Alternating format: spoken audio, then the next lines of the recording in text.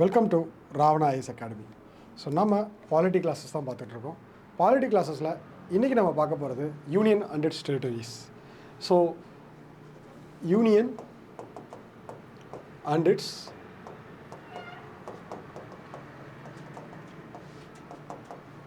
Territories. First வந்து பார்த்தீங்க அப்படின்னா article 1.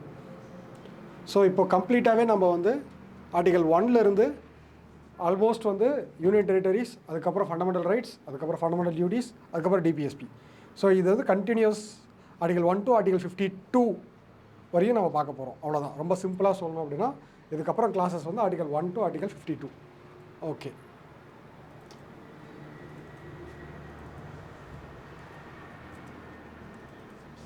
So what is article 1?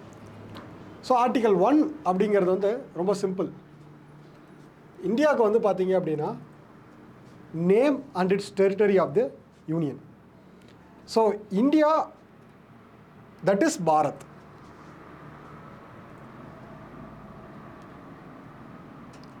இதுதான் ஆர்டிகல் 1 சொல்லக்கூடிய. ஆர்டிகல் 1 என்ன சொல்லுதுன்னா, of Indian constitution defines India as a union of states and outlines its territories. So India வந்து எப்படி, இந்தியா அப்படிங்கிற கண்ட்ரி வந்து என்னதுன்னா union of states. So union of states, union and territories. ஆக்சுவலாக ஆர்டிகல் 1 to 4.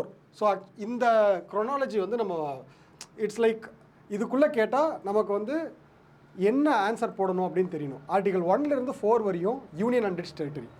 ஸோ இது மட்டும் தெரிஞ்சுக்கோங்க. Article 1லேருந்து 4 வரையும் union and it's territory.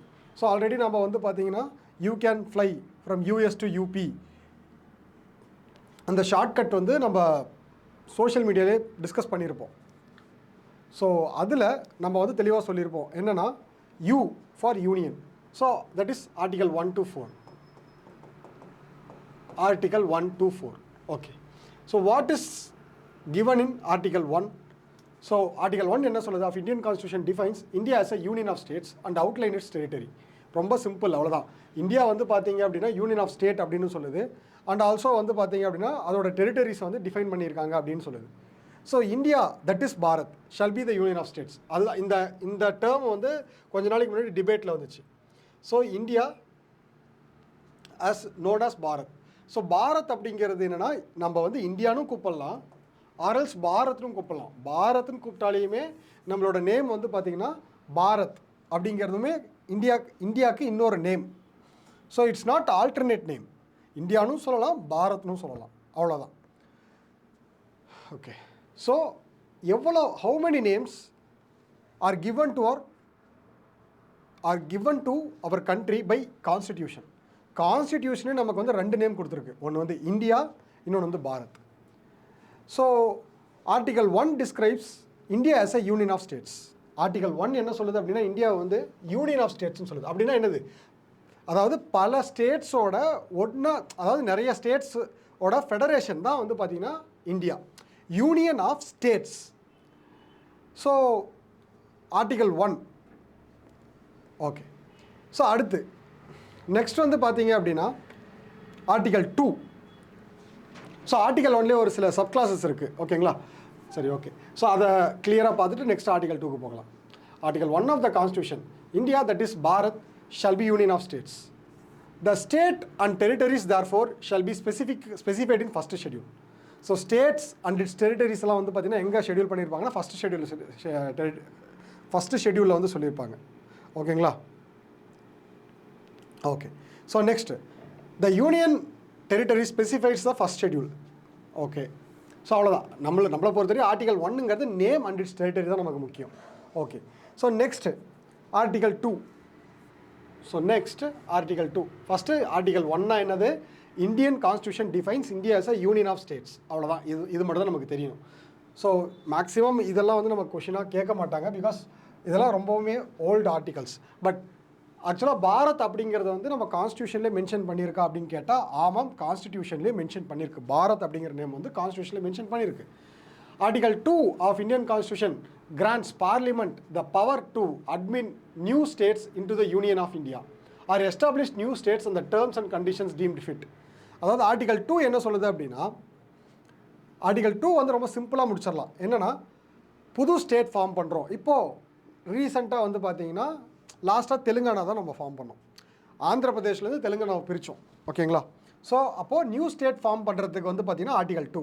Okay, சரிங்களா?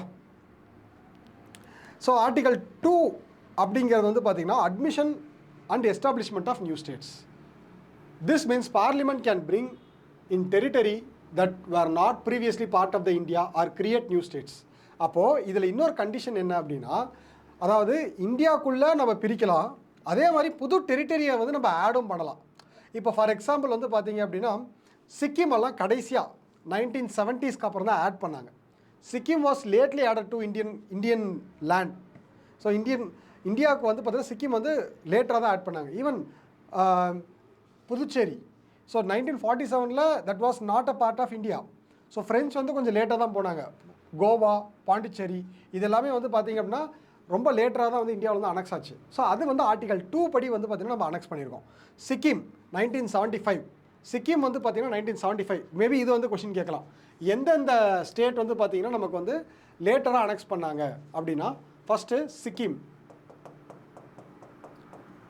எப்படி 1975, சிக்கிம் வந்து பார்த்தீங்கன்னா 1975. ஸோ அதுக்கு அடுத்து Goa 1961, Goa was annexed 1961. So அதுக்கு அடுத்து வந்து பார்த்தீங்கன்னா Jammu and Kashmir. So Jammu and Kashmir அப்படின்னு சொல்லி பார்க்கும்போது அதுவுமே வந்து லேட்டர் 1947 அப்புறம் தான் நமக்கு வந்து பார்த்திங்கன்னா அனெக்ஸ் பண்ணாங்க. ஓகேங்களா? ஸோ எஸ்டாப்ளிஷ்மெண்ட் அப்படின்னா புது ஸ்டேட்டையும் நம்ம வந்து உருவாக்குறதுக்கு நமக்கு வந்து ரைட்ஸ் இருக்குது. தட் இஸ் ஆர்டிகல் 2 வந்து சொல்லுது. Okay, next article 3. So formation of new states out of existing state. So இப்போது ஆர்டிகல் 1 வந்து பார்த்தீங்க அப்படின்னா நேமிங். ஸோ ரொம்ப சிம்பிளாக சொல்லணும்னா article 1 name India, Bharat, union of states. Article 1 India, Bharat, union of states. Article 2 admission or establishment of new states. Admission or establishment of new states. Admission or establishment of new states. Article 3, these are articles. Article 3. So actually இந்த Article 3 தான் வந்து பார்த்தீங்க அப்படின்னா ஒரு சின்ன correction. Article 3 is related to formation of new states. Formation of new states from existing state.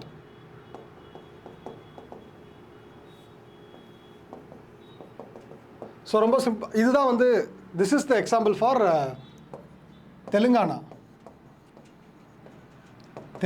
from Andhra Pradesh. So this is example. ஆக்சுவலாக வந்து பார்த்தீங்கன்னா அட்மிஷன் ஆஃப் நியூ ஸ்டேட்ஸ் தான் நம்ம வந்து பார்த்தீங்க அப்படின்னா கோவா, சிக்கிம், ஜம்மு அண்ட் காஷ்மீர் இதெல்லாமே வரும். சரி, ஓகேங்களா? சரி, ஸோ நியூ ஸ்டேட்ஸ் ஆட் பண்ணுறது எப்படியெல்லாம் ஆட் பண்ணலாம்? So how many ways the new states can be formed by the parliament. So ஆக்சுவலாக ஒரு புது ஸ்டேட் ஃபார்ம் பண்ணோம் அப்படின்னா ஃபஸ்ட்டு ஈஸியான வே என்னது? How new states to be formed by parliament. How? First சொன்ன மாதிரி ஆல்ரெடி எக்ஸிஸ்டிங் ஸ்டேட்லேருந்து நான் என்ன பண்ணுறேன் அப்படின்னா ஒன்று வந்து கார் அவுட் பண்ணி எடுக்கிறேன். ஓகே,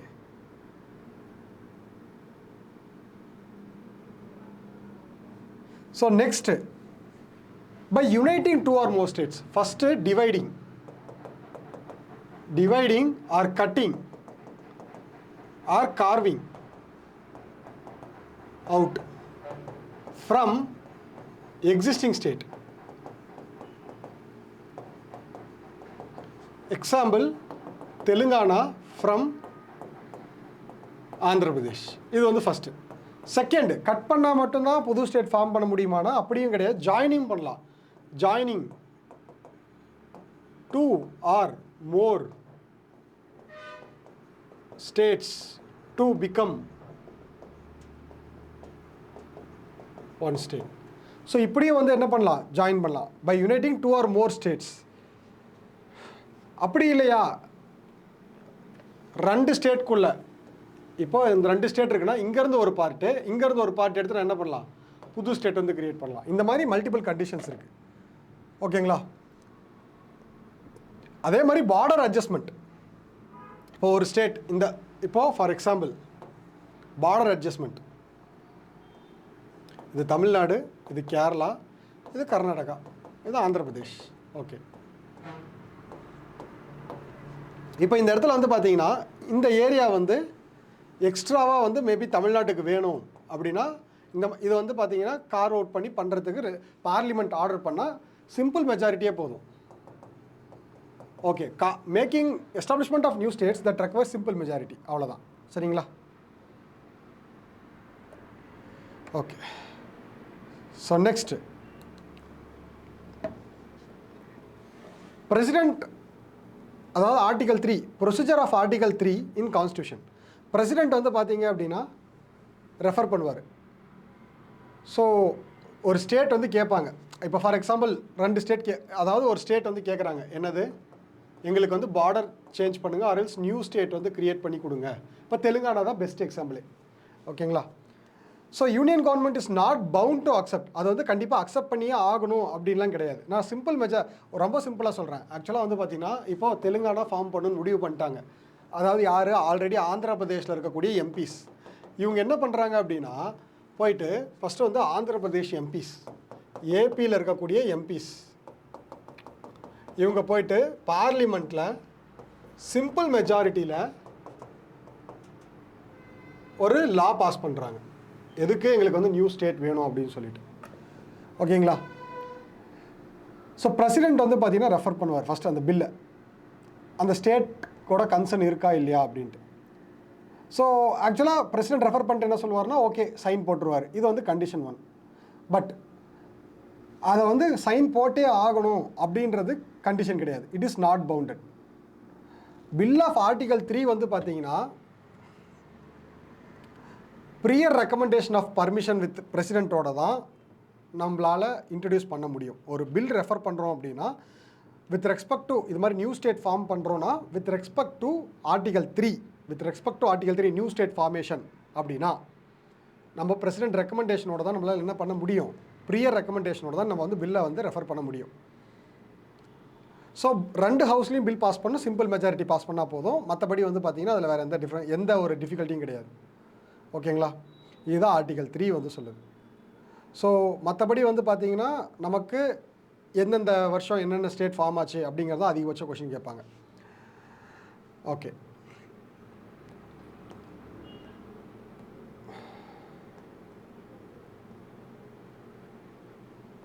ஸோ நெக்ஸ்ட் வந்து பார்த்தீங்கன்னா ஜோனல் கவுன்சில். ஸோ ஜோனல் கவுன்சிலை பற்றி ஜஸ்ட்டு வந்து ஒரு ப்ரீஃபாக தெரிஞ்சு வச்சுக்கலாம். ஸோ ஜோனல் கவுன்சில் அப்படிங்கிறது ஒன்றும் இல்லை, டோட்டலாக வந்து பார்த்தீங்க அப்படின்னா இந்தியாவை வந்து டோட்டலாக ஜோன்ஸாக பிரிச்சுருவாங்க.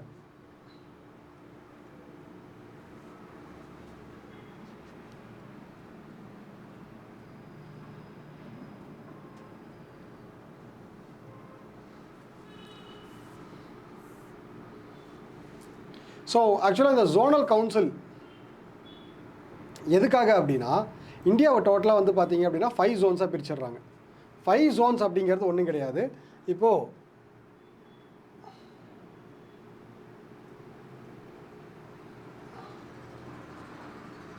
North, south, east, west, central, அவ்வளோதான். இதுதான் வந்து ஜோன்ஸ். மொத்தமாக 5 ஜோனல் கவுன்சில் அப்படின்னு சொல்லிடுறாங்க.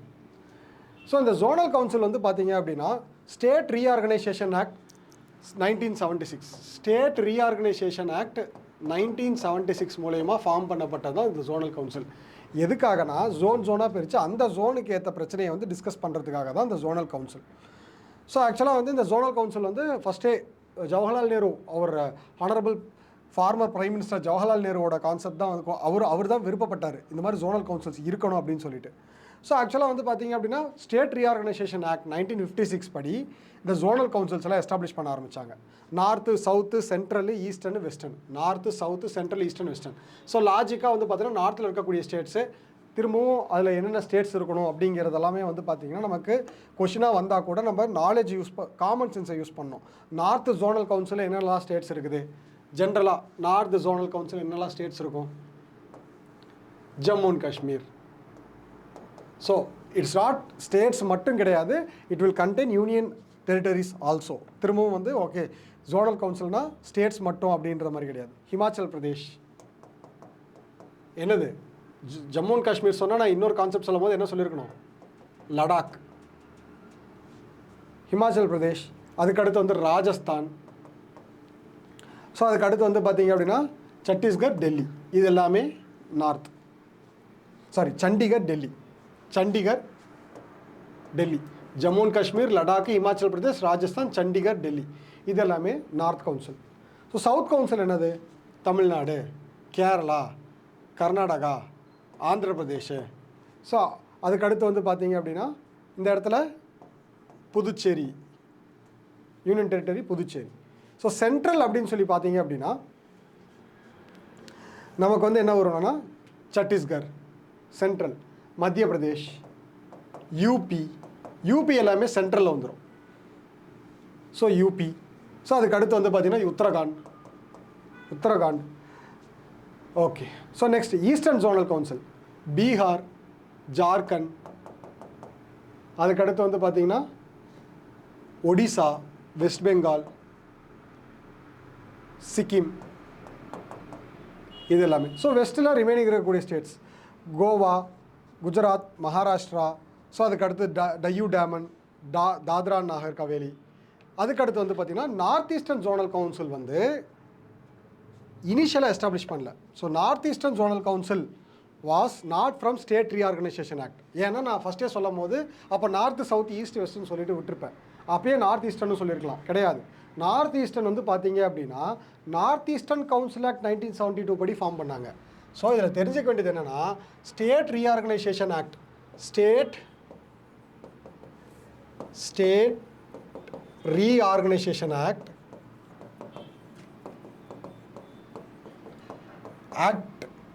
1956 மூலயமா ஃபார்ம் பண்ணது 5 zonal council, north, south, east, west, centre.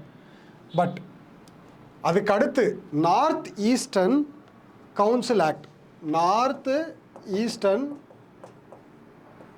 Council act 1972 படி north eastern zone.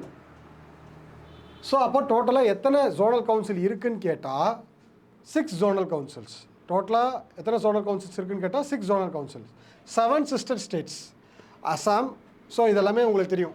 North eastern அப்படின்னா north eastern states Assam, Meghalaya, Tripura, Arunachal Pradesh, Mizoram, Manipur.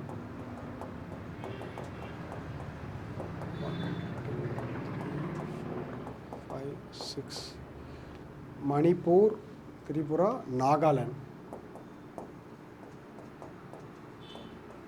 So இவ்வளோ ஸ்டேட்ஸும் சேர்ந்து தான் north eastern zonal council.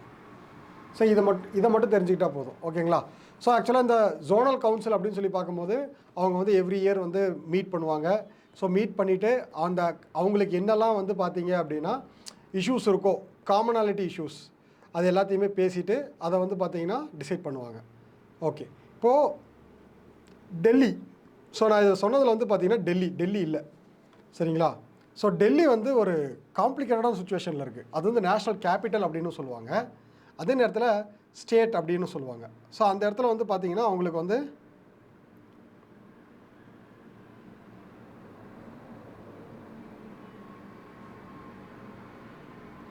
So அது ஒரு கன்ஃபியூஸ்ட் ஸ்டேட்லேயே இருக்கிறதுனால அது இந்த ஜோனல் கவுன்சிலில் ஃப்யூச்சரில் அது டிசைட் ஆனால் நார்த் ஜோனல் கவுன்சில் தான் ஆட் பண்ணுவாங்க. பட் இப்போ வரையும் நமக்கு அது ஜோனல் கவுன்சில் ஆட் பண்ணல, அவ்வளோதான்.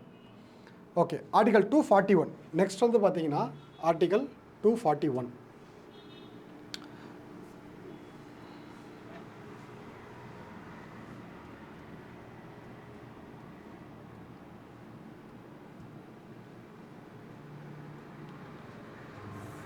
So Article 241 deals with the High Court for Union Territories and empowers Parliament to establish High Court for any Union Territory. So அப்போது ஆக்சுவலாக வந்து பார்த்தீங்கன்னா யூனியன் டெரிட்டரிஸ்க்கு ஹைகோர்ட் கொடுக்கறதுக்காக கொண்டு வந்த ஆர்டிகல் தான் வந்து பார்த்தீங்கன்னா ஆர்டிகல் 241. ஸோ ஆக்சுவலாக வந்து பார்த்தீங்கன்னா ஹைகோர்ட் யூனியன் டெரிட்டரிக்கு வந்து ஹைகோர்ட்ஸ் வந்து ரொம்ப காம்ப்ளிகேட்டடான ஒரு இஷ்யூ. ஸோ அந்த இடத்துல வந்து பார்த்தீங்க அப்படின்னா சத்தீஸ்கருக்கு பஞ்சாப் கொடுத்துருப்பாங்க. Chhattisgarh is an union territory. Punjab ஹைகோர்ட்டில் அவங்க என்ன பண்ணிக்கலாம், because Chhattisgarh is common between Punjab and Haryana. So அது வந்து ஒரு யூனியன் டெரிட்டரி. அப்போ அவங்களுக்கு வந்து பார்த்தீங்க அப்படின்னா பஞ்சாப் அண்ட் ஹரியானாக்கு ஹைகோர்ட் வந்து அங்கே தான் இருக்கும். ஸோ சத்தீஸ்கருக்கும் ஹைகோர்ட் வந்து பார்த்திங்கன்னா அதுதான், பஞ்சாப் ஹரியானாவுக்கும் ஹைகோர்ட் வந்து அதுதான். ஸோ இது வந்து கொஞ்சம் காம்ப்ளிகேட்டடான சுச்சுவேஷன். நல்லா இது கொஞ்சம் கவனிச்சுக்கோங்க. அதாவது என்ன அப்படின்னா சத்தீஸ்கர் அப்படிங்கிறது common capital for Punjab and Haryana. Punjab and Haryana. Okay, இப்போ இங்கே வந்து ஹைகோர்ட் இருக்கும். Already Chhattisgarh is an union territory. Chhattisgarh is an union territory. So இந்த இடத்துல வந்து பார்த்தீங்க அப்படின்னா சத்தீஸ்கருக்கு ஹைகோர்ட் இருக்கும். லக்ஷத்வீப்போட ஹைகோர்ட் வந்து கேரளாவில் இருக்கும். லக்ஷத்வீப்போட ஹைகோர்ட் வந்து லக்ஷத்வீப் இஸ் இன் ஃப்ரம் லக்ஷத்வீப்போட ஹைகோர்ட் வந்து கேரளாவில் இருக்குது. சாரி, கேரளாவில் இருக்குது. ஸோ அதுக்கு அடுத்து வந்து பார்த்தீங்கன்னா புதுச்சேரியோட ஹைகோர்ட் வந்து மெட்ராஸ் ஹைகோர்ட். புதுச்சேரியோட ஹைகோர்ட் பாண்டிச்சேரியோட ஹைகோர்ட் வந்து பார்த்திங்கன்னா மெட்ராஸில் இருக்குது. ஸோ மெட்ராஸோட ஹைகோர்ட்டை அவங்க வந்து யூஸ் பண்ணிக்கலாம், அவ்வளோதான். அந்தமான் நிக்கோபார் வந்து பார்த்திங்கன்னா கல்கட்டா. இது வந்து மேபி மேட்ச் இட்டில் கேட்கலாம். இல்லை அந்தமான் நிக்கோபார் வந்து பார்த்திங்க அப்படின்னா நம்ம என்ன யோசிப்போம்னா இங்கே தான் இப்போ லக்ஷத்வீப்புக்கு கேரளா அப்படின்னா அந்தமான் நிக்கோபாருக்கு சென்னை இருக்கலாம்னு நினைக்கலாம். பட் அந்தமான் நிக்கோபாருக்கு வந்து பார்த்திங்கன்னா வெஸ்ட் பெங்கால். டயூ, டேமன், தாத்ரா, நாகர் ஹவேலி எல்லாத்துக்குமே வந்து பார்த்திங்கன்னா Bombay, that is Mumbai. So இது வந்து மேட்ச் இட்டில் மேபி மேட்ச் இட்டில் கேட்கலாம். எப்படி கேட்கலாம், இப்போ வந்து பார்த்தீங்கன்னா ஃபஸ்ட்டு என்னது match it or something high court commonalities. High court common high court for union territories. First Chhattisgarh, second Puducherry, third Lakshadweep, fourth Andaman and Nicobar. So இதுக்கு வந்து பார்த்திங்கன்னா சேம் சத்தீஸ்கர், சேம் புதுச்சேரிக்கு மெட்ராஸு, லக்ஷத்வீப்புக்கு கொச்சின், அந்தமான் நிக்கோபாருக்கு வெஸ்ட் பெங்கால். ஸோ அதுக்கடுத்து டயூ, டாமன், தாத்ரா, நாகர் ஹவேலி இது எல்லாமே என்னது, இது எல்லாமே Bombay, that Bombay high court. So அவ்வளோதான்.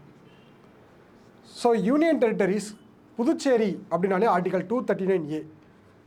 Article 239A this is for Puducherry. 239AA this is for Delhi. இதை மட்டும் ஞாபகம் வச்சுக்கோங்க. ஆர்டிகல் 239A இது வந்து special provisions for UTs. So first வந்து பார்த்தீங்க அப்படின்னா ஆர்டிகல் 239A பார்ப்போம்.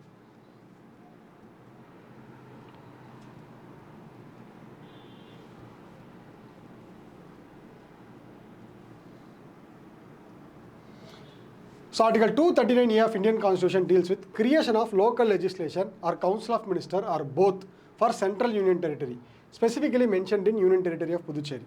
ஸோ பாண்டிச்சேரியில் நீங்கள் வந்து பார்த்தீங்கன்னா ஏதாவது லோக்கல் லெஜிஸ்லேச்சரோ இல்லை கவுன்சில் ஆஃப் மினிஸ்டரோ ஃபார்ம் பண்ணணும் அப்படின்னா இது வந்து special provisions. So 7th Constitutional Amendment Act நல்லா ஞாபகம் வச்சுக்கோங்க. 239A was added to the Indian Constitution by 7th Constitutional Amendment Act 1956. எல்லாமே வந்து பார்த்தீங்க அப்படின்னா ஸ்டேட் ரீஆர்கனைசேஷன் ஆக்ட் அதில் தான் வந்து என்ன ஸ்டேட் ரீஆர்கனைசேஷன் கமிஷன் அதில் தான் வந்து பார்த்திங்கன்னா இந்த 239A அப்படிங்கிற ஆர்டிக்கலை வந்து இன்சர்ட் பண்ணுறாங்க. ஸோ இது என்ன பண்ணுது அப்படின்னா ஸோ ஆடட் ஸோ 239A என்ன சொல்லுது அப்படின்னா deals with the creation of local legislatures. So அந்த தொகுதியை வந்து பாண்டிச்சேரியில் டோட்டலாக எத்தனை தொகுதி இருக்கணும். ஸோ டெல்லி அண்ட் புதுச்சேரி இவங்களுக்கு வந்து யார் வந்து இன்சார்ஜ் அப்படின்னா லெஃப்டினன்ட் கவர்னர். இது வந்து ஃபஸ்ட்டு தெரிஞ்சுக்கணும். ஸோ என்னென்னா டெல்லி அண்ட் புதுச்சேரிக்கு யார் வந்து இன்சார்ஜ் அப்படின்னா லியூட்டினன்ட் கவர்னர். ஸோ தப்பாக ப்ரொனவுன்ஸ் பண்ணிவிட்டேன், லியூட்டினன்ட் கவர்னர். ஸோ இவங்களுக்கு வந்து பார்த்தீங்க அப்படின்னா government of union territory act 1963 வந்து பார்த்தீங்க அப்படின்னா ப்ரொவிஷன்ஸ் வந்து கொடுத்துருக்காங்க. சரிங்களா? Government of union territory act 1963. So நல்லா நோட் பண்ணிங்க அப்படின்னா இதெல்லாமே அந்த 1960s நம்ம ஸ்டேட் ரீஆர்கனைசேஷன் கமிஷன் மூலமா என்ன பண்ணியிருப்போம்னா ஆட் பண்ணியிருப்போம், அவ்வளோதான். சரி, ஓகே. ஸோ ஆக்சுவலாக டெல்லி இந்தியாவோட கேபிட்டலாக எப்போ அனௌன்ஸ் பண்ணுறாங்க அப்படின்னா 1911, டெல்லி தர்பார்னு சொல்லுவாங்க. 1911 இது கொஷின் கேட்கலாம். டெல்லி வந்து பார்த்தீங்கன்னா வாஸ் மேட் கேபிட்டல் ஆன் 1911. அதுக்கு முன்னாடி எது கேபிட்டலாக இருந்துச்சு? கல்கட்டா தான் கேபிட்டலாக இருந்துச்சு. பெங்காலில் கல்கட்டா தான் கேபிட்டலாக இருந்துச்சு. டெல்லி வந்து பார்த்தீங்க அப்படின்னா 1911 தான் கேபிட்டலாக மாற்றுறாங்க. So transfer of capital, the last transfer of capital வந்து 1911 தான். ஓகேங்களா?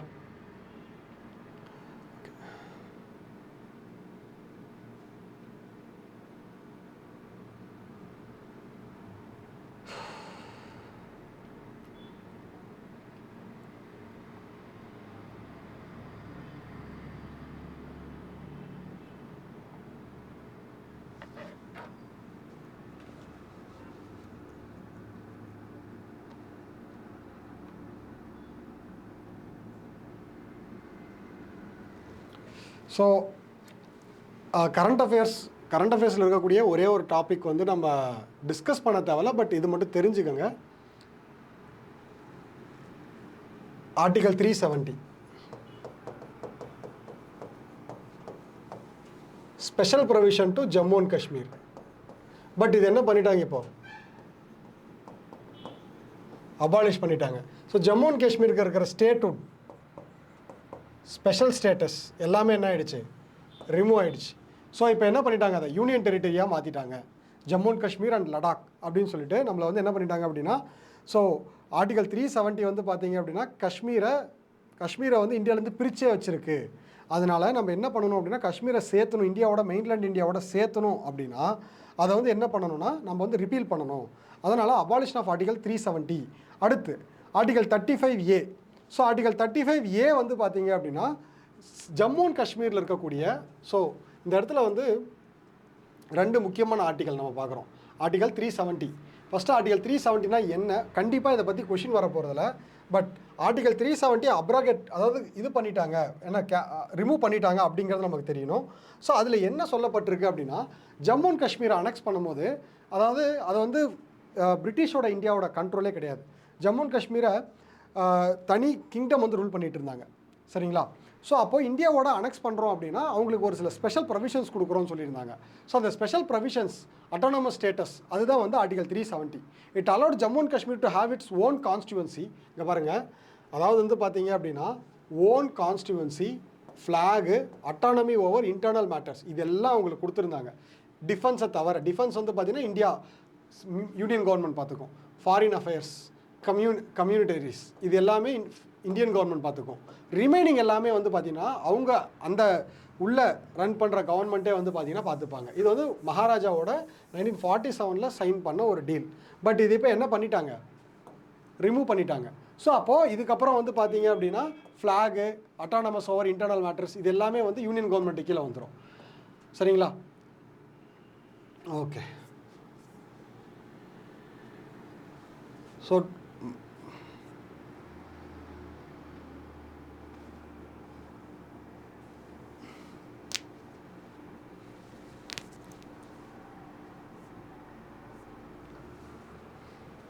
ஸோ நெக்ஸ்ட் இப்போ என்ன பண்ணாங்க, ஆர்டிகல் 370 வந்து பார்த்தீங்கன்னா என்ன பண்ணிட்டாங்க, ஸ்கிராப் பண்ணிட்டாங்க.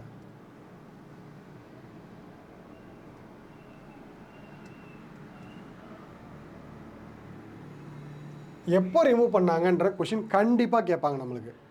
ஸோ ஆர்டிகல் 370 எப்போ ஸ்கிராப் பண்ணாங்க அப்படின்னா August 5, 2019 the government India revoked the special status autonomy granted to article 370. So when was article 370 removed? August 2019. நல்லா ரொம்ப இம்பார்ட்டண்டான நியூஸு, அதுவும் இல்லாத எக்ஸாமில் கண்டிப்பாக வரதுக்கு வாய்ப்பு இருக்குது. ஸோ அதனால் article 370 was removed.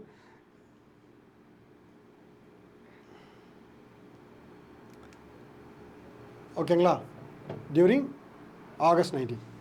Okay. Next article 370 அப்படின்னா கூடவே ஆர்டிகல் 35 நம்ம பார்த்துடணும். Article 35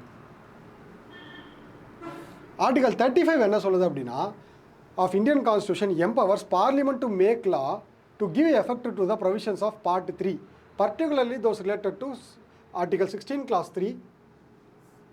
Okay, it's 35A, sorry.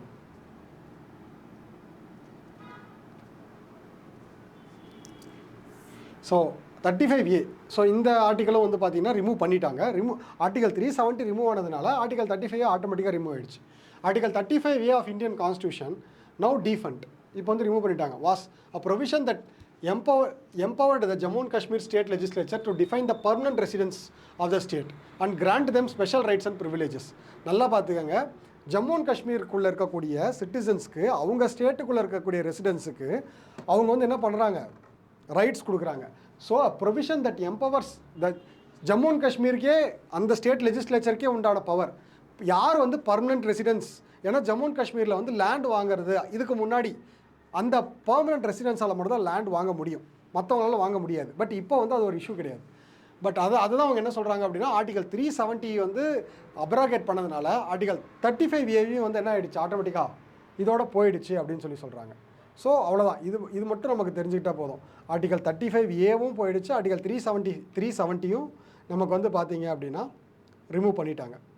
So இந்த ஆஸ்பெக்ட் மட்டும் தெரிஞ்சால் போதும். Okay,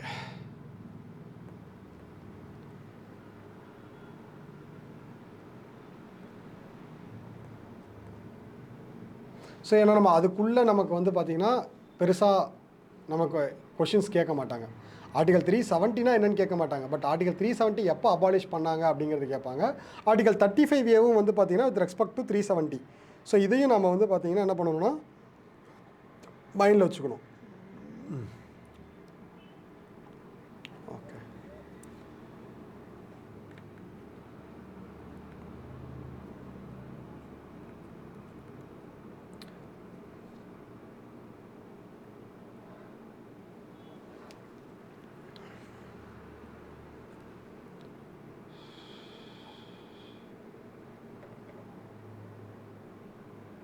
so next, so article 1 to 4.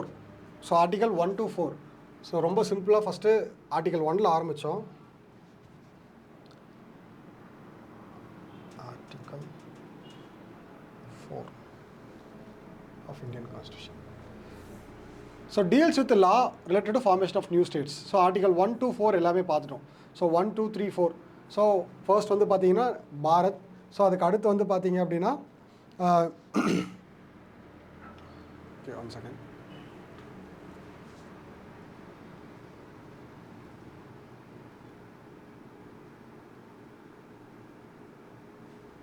So formation of new states. So first வந்து பார்த்தீங்கன்னா நேமு, அதுக்கடுத்து அட்மிஷனு, அதுக்கடுத்து formation. So formation of new states from existing state. So admission or establishment of new states. இது வந்து அதாவது article 1 வந்து naming, article 2 வந்து பார்த்தீங்க அப்படின்னா establishment of new states. So but third வந்து பார்த்தீங்க அப்படின்னா formation or new states, formation of new states from existing states. இது வந்து ஆர்டிகல் 1, 2, 3. ஸோ ஆர்டிகல் 4 வந்து பார்த்தீங்கன்னா deals with law related to formation of new states and அதாவது article 3, article 2 and 3 ஓட extended form. அதாவது அதில் இருக்கக்கூடிய ஆர்டிகல் 4 அப்படிங்கிறது வந்து ஆர்டிகல் 2 and 3 ஓட எக்ஸ்டெண்டட் ஃபார்ம் தான் article 4. Deals with law related to formation of new states and alteration of existing state boundaries. So article 4 வந்து பார்த்தீங்க அப்படின்னா இதுவுமே வந்து deals with the formation of new states தான். பட் எக்ஸிஸ்டிங் ஸ்டேட்டோட boundaries alteration, boundaries alteration இதோட வந்து பார்த்தீங்கன்னா ஒரு செக்ஷன் முடிஞ்சது. அதாவது யூனியன் அண்ட் இட்ஸ் டெரிட்டரி அப்படின்னு எடுத்துக்கிட்டாலே 4 articles. So boundary alteration, first name, அடுத்து அட்மிஷனு, அடுத்து ஃபார்மேஷன் ஆஃப் நியூ ஸ்டேட்ஸு, அடுத்து வந்து பார்த்தீங்கன்னா பவுண்டரி ஆல்ட்ரேஷன். இதுதான் வந்து ஆர்டிகல் 1 to 4. ஸோ நெக்ஸ்ட் நமக்கு வந்து பார்த்தீங்க அப்படின்னா next citizenship part 2. Part 2 is citizenship. Part 1 is union and its territory. Part 2 is citizenship. So citizenship. So citizenship. Okay. So actually citizen அப்படின்னா ஜென்ரலாக வந்து இது ரொம்ப நாளாகவே லாஸ்ட் ஒரு 5 இயர்ஸாக இது வந்து இஷ்யூ வந்துக்கிட்டே இருக்குது. ஸோ நம்மளும் வந்து பார்த்திங்கன்னா ஹைகோர்ட்டு, சுப்ரீம் கோர்ட்டுக்கு எல்லாத்துக்கும் வந்து must be citizen of India அப்படின்னு சொல்லிகிட்டே தான் இருக்கும். ஸோ இங்கே யார் சிட்டிசன், யார் alien? Who is citizen? Citizen யார்? அப்போது சிட்டிசன் அல்லாதவங்கள நம்ம என்ன சொல்லுவோம்? Alien, member from enemy state, இந்த மாதிரி கான்செப்ட்ஸ் எல்லாமே நம்ம வந்து சொல்லுவோம். Member from enemy states, alien, இந்த மாதிரிலாம் சொல்லுவோம். சரிங்களா? ஸோ ஆக்சுவலாக வந்து பார்த்தீங்க அப்படின்னா ஜென்ரலாக, ஸோ ஓகே, இப்போ சிட்டிசன் அப்படின்னு எடுத்துக்கிட்டால் ஜென்ரலி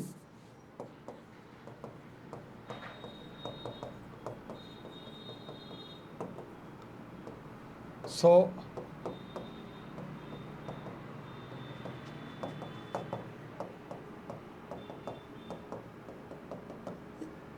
இது வந்து ஜஸ்ட் ஒன் பாயிண்ட், நிறைய கிரிட்டிகாலிட்டிஸ் நிறைய பாயிண்ட்ஸ் இருக்குது. ஸோ நான் வந்து ஸ்டெப் பை ஸ்டெப்பாக சொல்கிறேன். ஸோ ஃபர்ஸ்ட் வந்து பார்த்தீங்க அப்படின்னா சிட்டிசன் அப்படிங்கிற concept first. Next alien. So அதுக்கடுத்து வந்து பார்த்தீங்க அப்படின்னா enemy alien.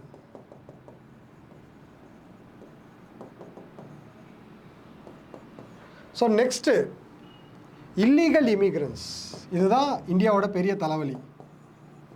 Illegal immigrants. Citizenship amendment ஆக்டில் வந்து பார்த்தீங்க அப்படின்னா ரொம்ப ரொம்ப முக்கியமான ஒரு கான்செப்ட். ஸோ அதுக்கு அடுத்து வந்து பார்த்தீங்கன்னா asylum seeker.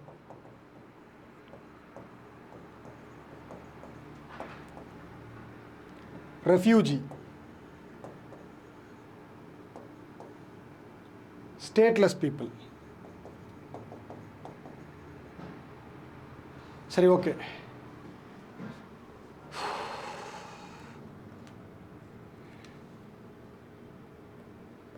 Article 5 of the constitution deals with என்னது அப்படின்னு கேட்டால் citizenship. Article 5 of the constitution deals with citizenship of the commencement of constitution. ஆக்சுவலாக நம்ம கான்ஸ்டியூஷன் ஃப்ரேம் பண்ணும்போது யாரெல்லாம் இந்தியாவுக்குள்ளே இருக்காங்களோ அவங்கெல்லாம் வந்து பார்த்தீங்கன்னா இந்தியன் டெரிட்டரிக்குள்ளே இருக்காங்களோ அவங்களெல்லாம் நம்ம என்ன சொல்கிறோம் அப்படின்னா சிட்டிசன் அப்படின்னு சொல்கிறோம். ஓகேங்களா? ஸோ அதுக்கு அடுத்து வந்து பார்த்தீங்க அப்படின்னா first point, born in territory of India.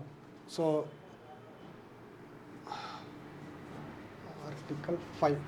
Article 5 of the Indian constitution deals with citizenship. First அதை தெரிஞ்சுக்கோங்க.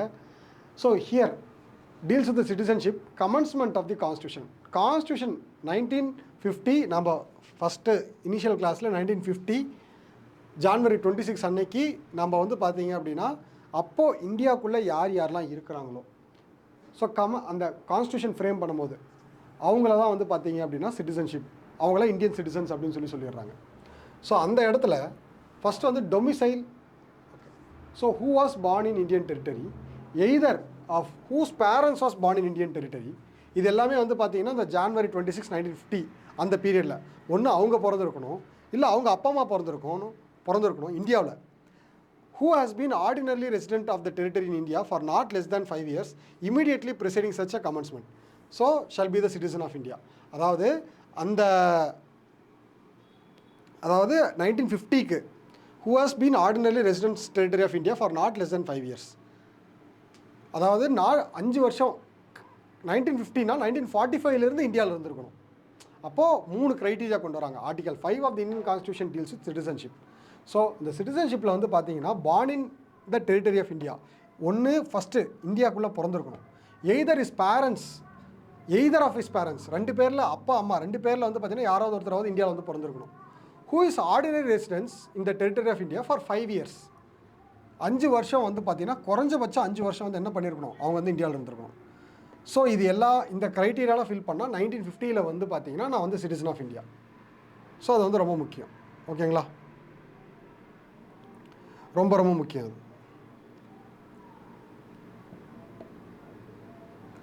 So next article 6 constitution, article 6 of our constitution. So இது வந்து article 5. Article 5 deals with citizenship, commencement of citizenship. Article 5 deals with commencement of citizenship. So அதனால் first வந்து பார்த்தீங்க அப்படின்னா articles நம்ம mug up பண்ணி தான் ஆகணும். So article 5. Next article 6.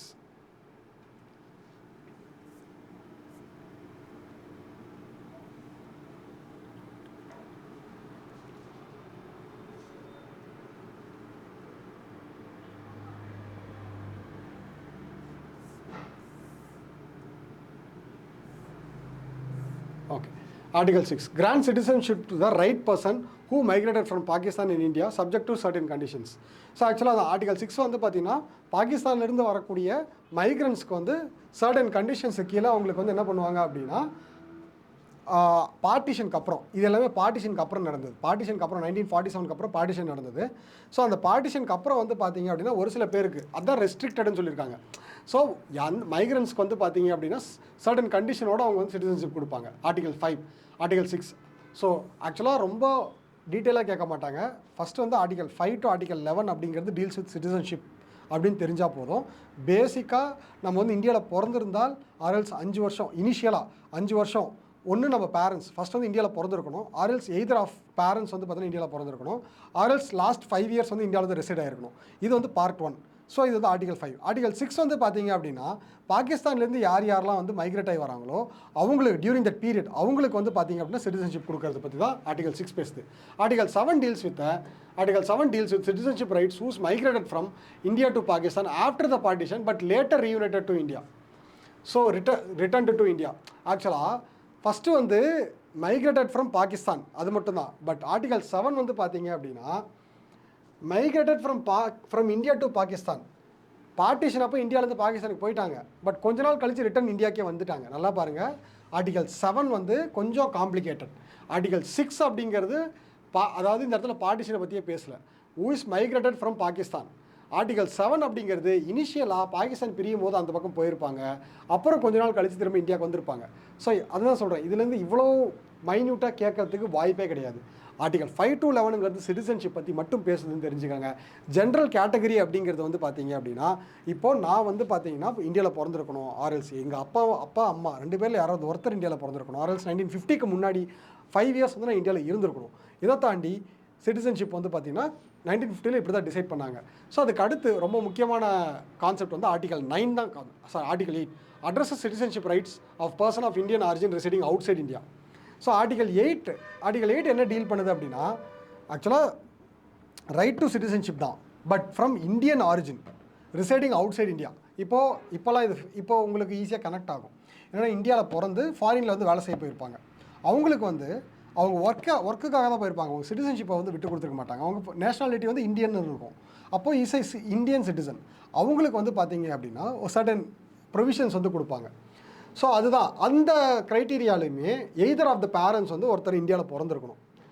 So அப்போது இது என்னென்னா அவங்களோட சிட்டிசன்ஷிப்பை வந்து ரெகக்னைஸ் பண்ணுறதுக்கு யாரோட citizenship, the person of Indian origin who resides outside India. Indian origin தான், பட் அவர் வந்து வெளியே இருக்கார். பட் அதுக்கு க்ரைட்டீரியா என்னென்னா அவங்க அப்பா அம்மா வந்து பார்த்திங்கன்னா யாராவது ஒருத்தர் இந்தியாவில் வந்து பிறந்திருக்கணும். சரிங்களா? ஆர்டிகல் 9 வந்து state that persons voluntarily acquiring citizens of foreign state shall not be citizen of India. ஆக்சுவலாக இந்தியாவில் வந்து பார்த்தீங்க அப்படின்னா இந்த டபுள் சிட்டிசன்ஷிப்னு ஒரு கான்செப்ட் இருக்குது.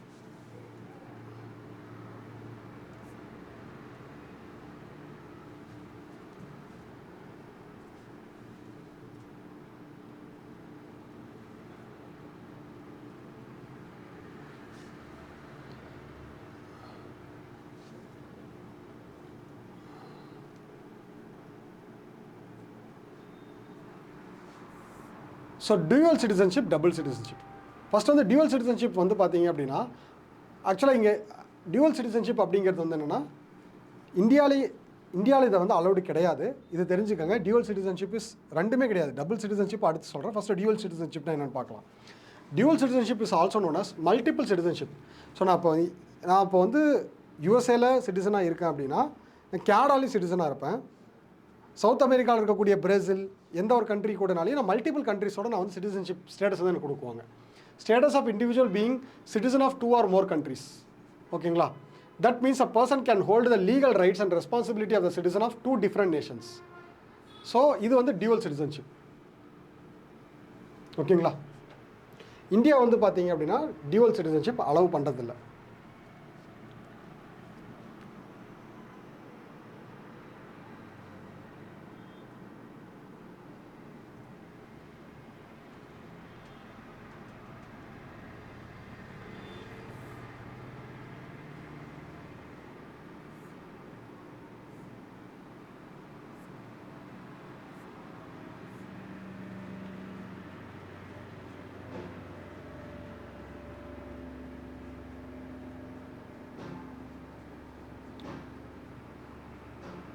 ஸோ டியூவல் சிட்டிசன்ஷிப் அப்படின்னு எடுத்துக்கிட்டோன்னா தட் இஸ், அதாவது இந்தியா வந்து டியூவல் சிட்டிசன்ஷிப் அலோவ் பண்ணுறதில்ல. ஸோ என்னென்னா, ஒரு country as a citizen of India you should not be citizen of other country. But ஒரு சில கண்ட்ரீஸில் வந்து பார்த்தீங்க அப்படின்னா அதெல்லாம் அலோவ் பண்ணுறாங்க. பட் அது நமக்கு தேவையில்லை. இந்தியா வந்து சிட்டிசன்ஷிப்பில் டியூவல் சிட்டிசன்ஷிப் அலோவ் பண்ணுறதில்ல. இது மட்டும் தெரிஞ்சால் போதும். ஓகே. ஸோ அதே மாதிரி இந்தியாவில் வந்து சிங்கிள் சிட்டிசன்ஷிப் தான் கொடுக்குறாங்க. இந்த சிங்கிள் சிட்டிசன்ஷிப்னால் என்னென்னா, is a citizen of India. First வந்து சிட்டிசன் ஆஃப் இந்தியாவா இல்லையா அப்படிங்கிறதா matter. Is a citizen of India, first அதை தெரிஞ்சுக்கோங்க. ஓகேங்களா? இந்த சிட்டிசன் ஆஃப் இந்தியா ஏன் திருப்பி அதை ஸ்ட்ரெஸ் பண்ணி சொல்கிறேன் அப்படின்னா, இந்த சிட்டிசன் ஆஃப் இந்தியா வரும்போது உங்களுக்கு வந்து என்ன தெரிய வந்துடணும்னா, ரொம்ப சிம்பிளாக is a citizen of India, அவ்வளோதான். ஸோ ஆர்டிகல் 9 வந்து பார்த்தீங்க அப்படின்னா என்ன சொல்லுதுன்னா, ஜென்ரலாக ஆர்டிகல் 9 வந்து அதாவது வேறு ஏதாவது கண்ட்ரியோட, இப்போ ஃபார் எக்ஸாம்பிள் இந்தியாவில் பிறந்து வளர்ந்து யூஎஸ்ஏல வேலை செய்ய போகிறாங்க, அவங்க அங்கே பிடிச்சி போய் அங்கே சிட்டிசன்ஷிப் வாங்குறாங்கன்னா, அங்கேயே இருக்கிற சிட்டிசன்ஷிப் வாங்குறாங்கன்னா இந்தியன் சிட்டிசன்ஷிப் வந்து பார்த்தீங்கன்னா ஆட்டோமேட்டிக்காக கேன்சல் ஆயிரும். Article 10 ensures the continuance of citizenship rights for those who are citizens under the previous articles. So it is nothing but இதில் இருக்கக்கூடிய கண்டிஷன்ஸ் எல்லாம் கரெக்டாக அப்ளை ஆகுதா. Article 11 empowers the parliament to make law related to citizenship acquisition and termination. So இது வந்து ரீசெண்டாக நமக்கு வந்து தெரியணும். ஆர்டிகல் 11 வந்து பார்த்தீங்க அப்படின்னா கான்ஸ்டிடியூஷனுக்கு ரைட்ஸ் இருக்குது. எதில்? சிட்டிசன்ஷிப் ஆக்ட் 1955 ஃபஸ்ட்டு அந்த சிட்டிசன்ஷிப் ஆக்ட் 1955 எனாக்ட் பண்ணுறதுக்கே வந்து பார்த்தீங்க அப்படின்னா சிட்டிசன்ஷிப் ஆக்ட்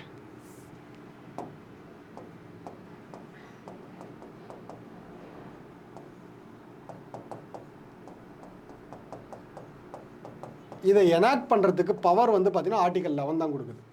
ஆக்ட் எங்கே பாஸ் பண்ணுவாங்க? பார்லிமெண்ட்டில் பாஸ் பண்ணுவாங்க. ஓகே. ஸோ ஆர்டிகல் 11 வந்து பார்த்தீங்க அப்படின்னா சிட்டிசன்ஷிப் அமெண்ட்மெண்ட் ஆக்ட் படி நீங்கள் வந்து என்ன பண்ணலான்னா, ஒருத்தர் சிட்டிசனாக இல்லையா, இதில் இருக்கிற சிட்டிசன்ஷிப் ஆக்டில் நம்ம என்னென்னா ரூல்ஸ் எல்லாம் சொல்லிடுவோம். இப்படியெல்லாம் இருந்தால் நீங்கள் வந்து இந்தியன் சிட்டிசன், இதெல்லாம் இல்லாமல் போச்சுன்னா நாங்கள் வந்து இந்தியன் சிட்டிசனாக அலோவ் பண்ண மாட்டோம் அப்படிங்கிற ரூல்ஸ் அண்ட் ரெகுலேஷன்ஸ் எல்லாமே சிட்டிசன்ஷிப் அமெண்ட்மெண்ட் ஆக்டில் சொல்லிடுவாங்க. ஓகேங்களா? ஃபஸ்ட்டு இதுதான். ஸோ நெக்ஸ்ட்டு இதுலேயே இதோட கண்டினியூஷன் தான் நம்ம பார்க்க போகிறோம். ஸோ என்னென்னா, இந்த சிட்டிசன்ஷிப் அமெண்ட்மெண்ட் ஆக்ட் வந்து டோட்டலாக 5 டைம்ஸ் வந்து இதுதான் கொஷின் கேட்பாங்க. சிட்டிசன்ஷிப் அமெண்ட்மெண்ட் ஆக்ட் வந்து டோட்டலாக 5 டைம்ஸ் வந்து நமக்கு வந்து என்ன பண்ணியிருக்காங்கன்னா அமெண்ட் பண்ணியிருக்காங்க. அமெண்ட்மெண்ட்னா என்னது? Changes. Citizenship amendment act.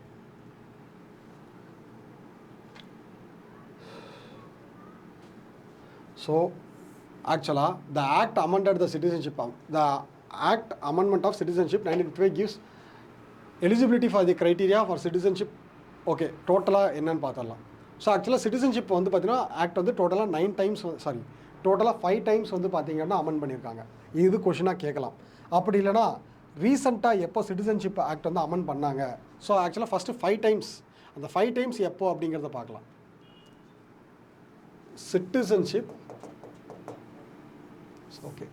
Citizenship Amendment Act 1955 was amended totally 5 times.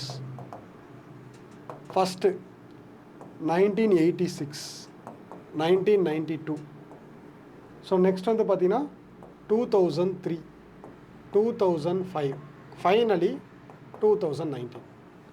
So இது கண்டிப்பாக கொஷினாக வரலாம். எத்தனை தடவை வந்து பார்த்தீங்க அப்படின்னா பார்லிமெண்ட் வந்து சிட்டிசன்ஷிப் அமெண்ட்மெண்ட் ஆக்டை அமெண்ட் பண்ணாங்க அப்படின்னா டோட்டலி 5 டைம்ஸ். 86, 92, 2003, 2005, 2019. ரீசெண்டாக நமக்கு தெரியும் சிட்டிசன்ஷிப் அமெண்ட்மெண்ட் ஆக்ட் 2019. ஸோ இதில் வந்து கொஞ்சம் கான்ட்ரவர்சிஸ் எல்லாம் வந்தது. ஓகேங்களா? ஸோ இது எல்லாமே நமக்கு வந்து ஜென்ரலாக தெரிஞ்சிருக்கணும். கண்டிப்பாக கொஷின்ஸ் வரும். ஸோ சிட்டிசன்ஷிப் எப்படி ஒருத்தர் இந்தியாவில் சிட்டிசன்ஷிப் அக்வயர் பண்ண முடியும்? How a person ways of acquiring the Indian citizenship. Ways of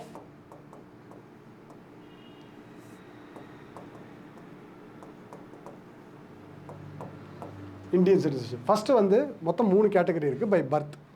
by birth அப்படின்னு எடுத்தால் இந்தியாவில் பிறக்கிறது மூலயமா நான் வந்து என்ன பண்ணிடலாம், January 26, 1950, அதுக்கப்புறம் January 26 on the day and 1950, இந்த டேட்டுக்கு அப்புறம் பிறக்கிற எல்லாருமே அதிலிருந்து ஃபஸ்ட் வந்து டேட் வந்து முக்கியம். 26th Jan 1950 ஃபஸ்ட் இந்த டேட்லேருந்து 1st July before 1st July 1987 இந்த டேட்குள்ளே பிறந்தவங்க எல்லாருக்குமே வந்து இந்தியன் சிட்டிசன்ஷிப் கொடுத்துருவாங்க. சார் அது என்ன அது டேட் வந்து 1987. ஓகே, ஸோ இப்போது த பர்சன் ஹூ இஸ் பார்ன், இது வந்து கேட்டகரி. இங்கே இந்த பீரியடில் இந்தியாவில் பிறந்தாலே உங்களுக்கு சிட்டிசன்ஷிப். செகண்டு, இந்த டேட்டுக்கு அப்புறம் 1st July 1987 to December 3rd December 2004, இந்த டேட்டுக்குள்ளே பிறந்தவங்களுக்கு, இந்த பீரியடில் பிறந்தவங்களுக்கு ஹிஸ் ஆர் ஹர் பேரண்ட்ஸ் இந்தியாவில் பிறந்திருந்தால் அவங்களுக்கு சிட்டிசன்ஷிப் கொடுத்துருவாங்க. அதாவது என்னென்னா, இந்த பீரியடில் இந்தியாவில் பிறந்தவங்களுக்கு வந்து பார்த்திங்கன்னா அவங்க பேரண்ட்ஸ் இந்தியாவில் பிறந்திருந்தால் அவங்க சிட்டிசன்ஷிப் கொடுப்பாங்க. ஸோ இப்போது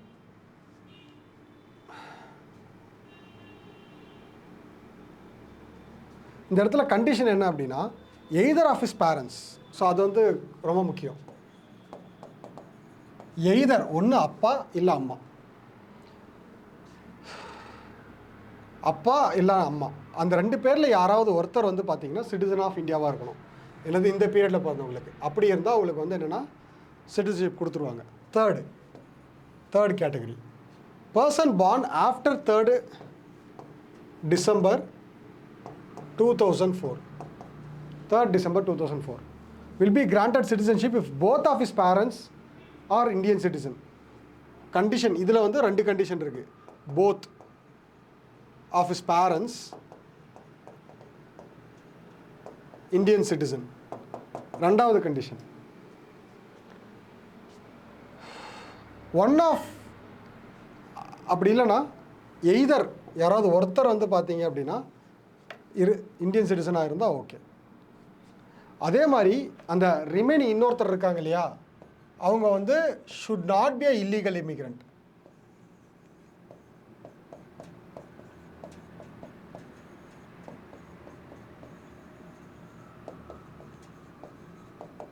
இது வந்து ரொம்ப முக்கியமான ஒரு point.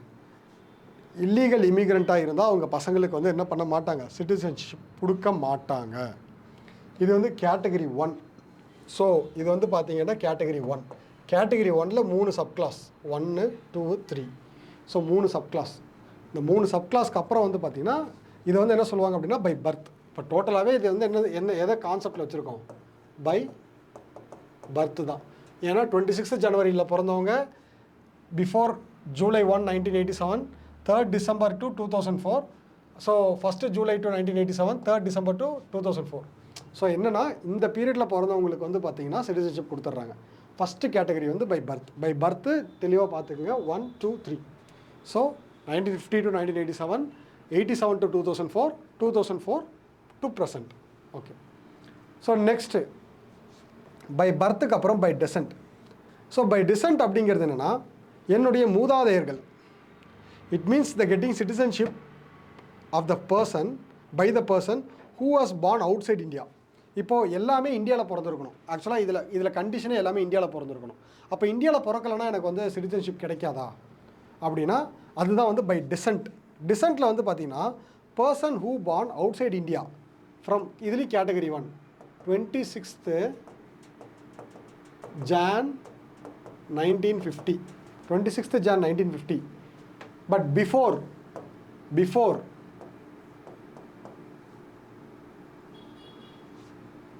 10th December 1992.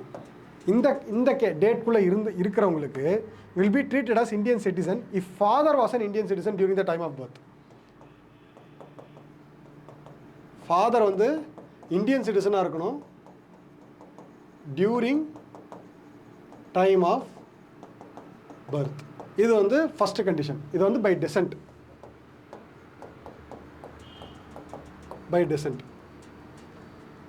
Second condition, so person born after 10th December 1992. 1992க்கு அப்புறம் பிறந்தவங்களுக்கு to be treated as Indian citizen of their parents citizen of India at the time of his birth. இதுவும் வந்து பார்த்தீங்க அப்படின்னா பேரண்ட்ஸ், இங்கே வந்து ஃபாதர் அந்த டேர்ம் வந்து மென்ஷன் பண்ணியிருக்காங்க பாருங்கள். will be treated as a citizen in India if either of their parents. இந்த இடத்துல வந்து either of their parents, ஒன்று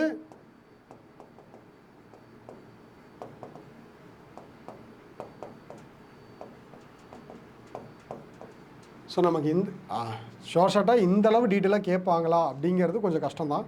பட் எங்கெங்கெல்லாம் ஓரளவுக்கு டீட்டெயில் பண்ண முடியுமோ அந்தந்த இடத்துலலாம் நம்ம பண்ணிடுறோம், அவ்வளோதான். மற்றபடி வந்து பார்த்தீங்கன்னா இதில் வேறு ஒன்றும் கிடையாது. Okay, person born after 10th December 1992 will be treated as citizen of India in either of their parents is in India. Both procedure is not automatic. Okay, so இதுதான் வந்து பார்த்தீங்கன்னா பை டிசன்ட்.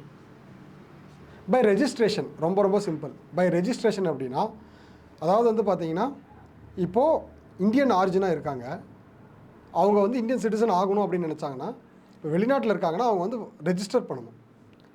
ஸோ அதாவது வந்து பார்த்தீங்கன்னா அவங்களோட பசங்களோ இல்லை இப்போ for example A is a Indian, so he marries B is a foreigner, so American.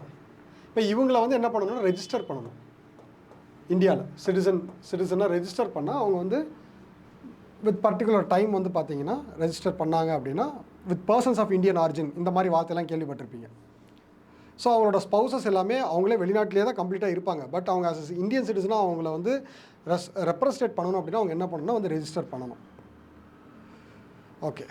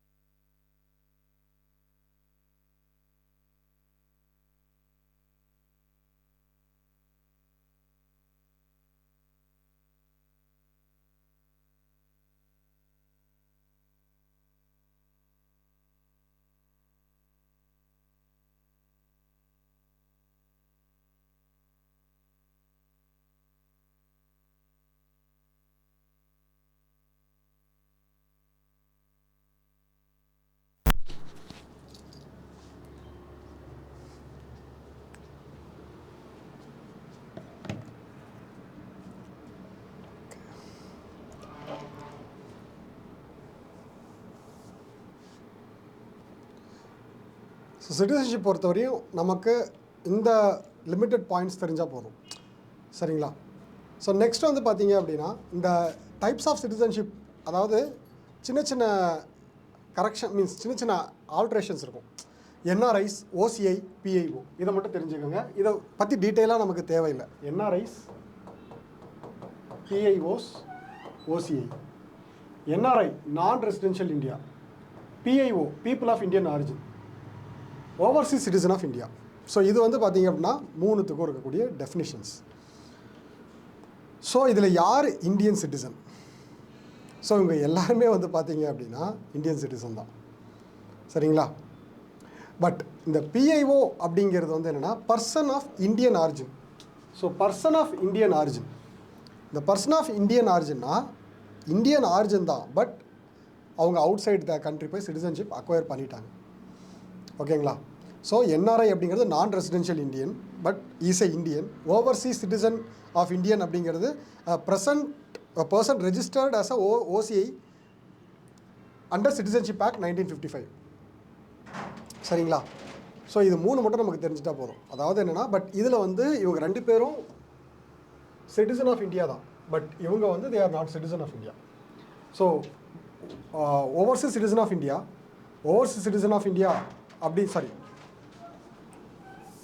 சின்ன கரெக்ஷன், என்ஆர்ஐ, ஓசிஐ இது ரெண்டுமே Indian, but people of person of Indian origin அதுலேயே உங்களுக்கு தெரிஞ்சிருக்கும், பர்சன் ஆஃப் இந்தியன் ஆரிஜின் அப்படின்னு சொல்லிட்டு. So person of Indian origin அப்படிங்கிறது வந்து பார்த்திங்கன்னா பர்சன் அவங்களோட தாத்தா ஆர்எல்ஸ் ஆன்சிஸ்டர்ஸ் காமனாக சொல்லணும். ஆன்சிஸ்டர்ஸ் வந்து பார்த்தீங்க அப்படின்னா as from Indian nationality. So இப்போ வந்து பார்த்தீங்க அப்படின்னா he is not in India. So அது வந்து person of Indian origin. So மற்றபடி அதான் இதுக்குள்ளே இருக்கிற டீட்டெயிலிங்ஸ் நமக்கு தேவையில்லை. ஸோ ஏன்னா நமக்கு அதை பற்றி மேக்ஸிமம் எக்ஸாமில் வந்து கேட்க போகிறதில்ல, ஓகேங்களா? ஓகே.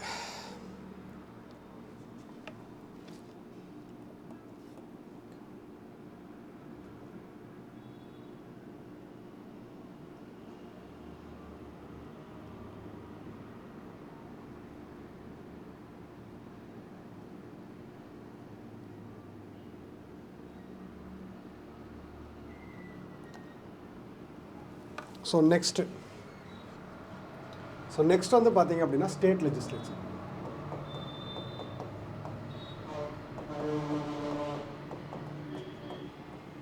ஸ்டேட் லெஜிஸ்லேச்சர் பிகாஸ் அதாவது பாலிட்டி இருக்கிறதுலே உங்களுக்கு ஹையஸ்ட் சிலபஸ் வந்து பார்த்தீங்கன்னா பாலிட்டி தான். ஸோ பாலிட்டியிலேருந்து தான் உங்களுக்கு வந்து பார்த்தீங்க அப்படின்னா மீன்ஸ் கொஷின்ஸோட கவுண்ட் கம்மி, பட் சிலபஸ் வந்து ரொம்ப ரொம்ப அதிகம். கம்பேர் டு ஹிஸ்ட்ரி பாலிட்டி தான் ரொம்ப அதிகம். ஸோ அப்போ நம்ம ஒரு ஸ்டெப்பாக பார்த்துட்டு வரோம். பார்ட் 6 ஆஃப் தி கான்ஸ்டியூஷன் வந்து பார்த்தீங்கன்னா deals with state. So state legislature இதில் என்னெல்லாம் பார்க்க போகிறோம் அப்படின்னா ஸ்டேட் லெஜிஸ்லேச்சர். ஸோ அதுக்கு அடுத்து வந்து பார்த்தீங்கன்னா ஹை கோர்ட். ஸோ ஸ்டேட் லெஜிஸ்லேச்சருக்கு கீழே ஹை கோர்ட் வராது, மீன்ஸ் பார்ட் 6க்கு கீழே. Okay, part 6 high court. So அதுக்கு அடுத்து வந்து பார்த்தீங்கன்னா ஸ்டேட் எக்ஸிக்யூட்டிவ். ஸ்டேட் எக்ஸிக்யூட்டிவ் அவ்வளோதான். ஸோ இதுதான் வந்து பார்த்தீங்கன்னா நம்ம பார்க்க போகிறது. Okay, so next article 168. So again we start with article number. Article 168 of the constitution deals with composition of state legislature. ஒரு விஷயம் தெரிஞ்சுக்கோங்க, இப்போ ஜென்ரலாக பார்லிமெண்ட் அப்படின்னா ஒன்று தான் இருக்குது. அப்போது வந்து பார்த்தீங்க அப்படின்னா நமக்கு வந்து காம்போசிஷன் ஆஃப் பார்லிமெண்ட் அப்படின்னா ஜென்ரலாக நம்ம என்ன சொல்லுவோம், Lok Sabha plus Rajya Sabha plus president, இதுதான் வந்து பார்லிமெண்ட். அப்போது ஸ்டேட் லெஜிஸ்லேச்சரில் அது மாதிரி சொல்ல முடியுமா? ஸோ ஸ்டேட் லெஜிஸ்லேச்சரில் வந்து பார்த்தீங்க அப்படின்னா இப்போது இதோட காம்போசிஷன் ஆஃப் ஸ்டேட் லெஜிஸ்லேச்சர் அப்படின்னா ஃபஸ்ட்டு வந்து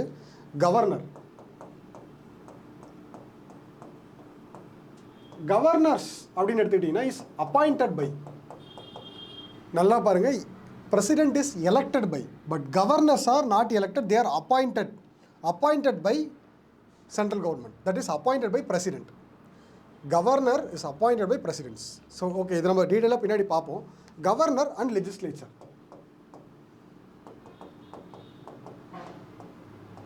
ஆர்டிகல் 168 என்ன சொல்லுதுன்னா, composition of state legislature. Composition of state legislature,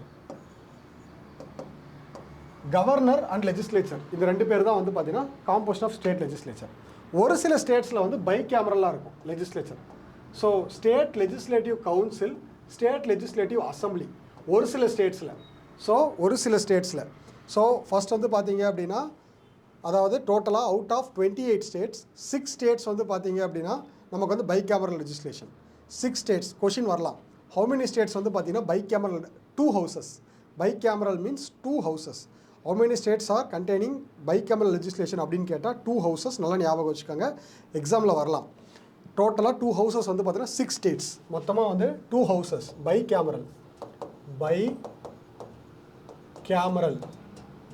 6 states. என்னென்ன states? 1. So first state Karnataka. So இதுவும் ஆல்ரெடி நம்ம பார்த்துட்டோம். So Maharashtra, Telangana, Andhra Pradesh, UP, Bihar. ஆக்சுவலாக இதுக்கு முன்னாடி ஜம்மு அண்ட் காஷ்மீரும் இருந்துச்சு. இப்போ ஜம்மு அண்ட் காஷ்மீருக்கு வந்து பார்த்திங்கன்னா நம்ம அந்த ஸ்டேட்டஸ் வந்து எடுத்துட்டதுனால இப்போ அது கிடையாது. ஸோ ஜம்மு அண்ட் காஷ்மீர் வந்து பார்த்திங்கன்னா ஸ்பெஷல் ஸ்டேட்டஸ் இருக்கும்போது அவங்களுக்கு வந்து 2 ஹவுஸ் இருந்துச்சு. பட் இப்போ வந்து கிடையாது. சரி, ஓகே. இப்போ வந்து நம்ம ஆக்சுவலாக வந்து பார்த்திங்கன்னா நம்ம article 168. So generally we can go to Google. So இதில் நம்ம கண்டிஷன்ஸோடு நம்ம படிச்சிடலாம். Article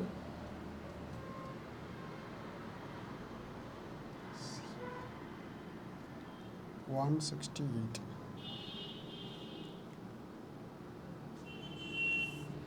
Article 168 of the Indian Constitution deals with constitution of legislature in states. It stipulates every state shall have a legislature. So ஆக்சுவலாக ஒரு ஸ்டேட்டும் என்ன இருக்கும் அப்படின்னா லெஜிஸ்லேச்சர் இருக்கும். இதை மட்டும் பார்த்துக்கணும். ஆர்டிகல் 168 என்ன சொல்லுதுன்னா ஸ்டேட் லெஜிஸ்லேச்சரை பற்றி சொல்லுது. ஸோ ஒரு ஸ்டேட்லேயும் கண்டிப்பாக ஃபஸ்ட்டு கவர்னர் இருக்கணும். Either 1 or 2 houses. அதுதான் சொல்கிறேன். Either member of legislative assembly, member of legislative council, இது 2 இருக்கலாம். ஆர்எல்ஸ் இதில் ஏதாவது ஒன்று இருக்கலாம். If state has 2 houses they are known as legislative council and legislative assembly. If there is only 1 house, they is called as legislative assembly. இதையும் mention பண்ணுறாங்க. இப்போ 1 house மட்டும் இருக்குது அப்படின்னா அது வந்து MLA, that is SLA, state legislative அசம்பிளியாக தான் இருக்கணும்.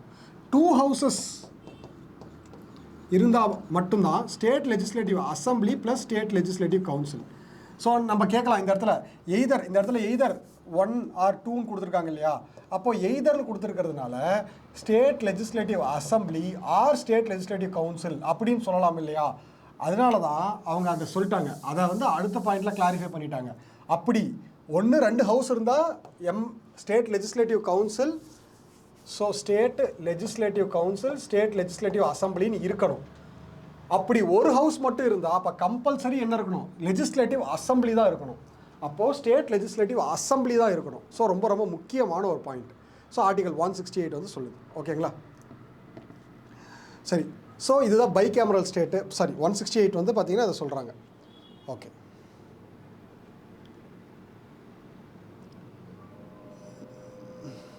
Article 169, it talks about Article 169 next.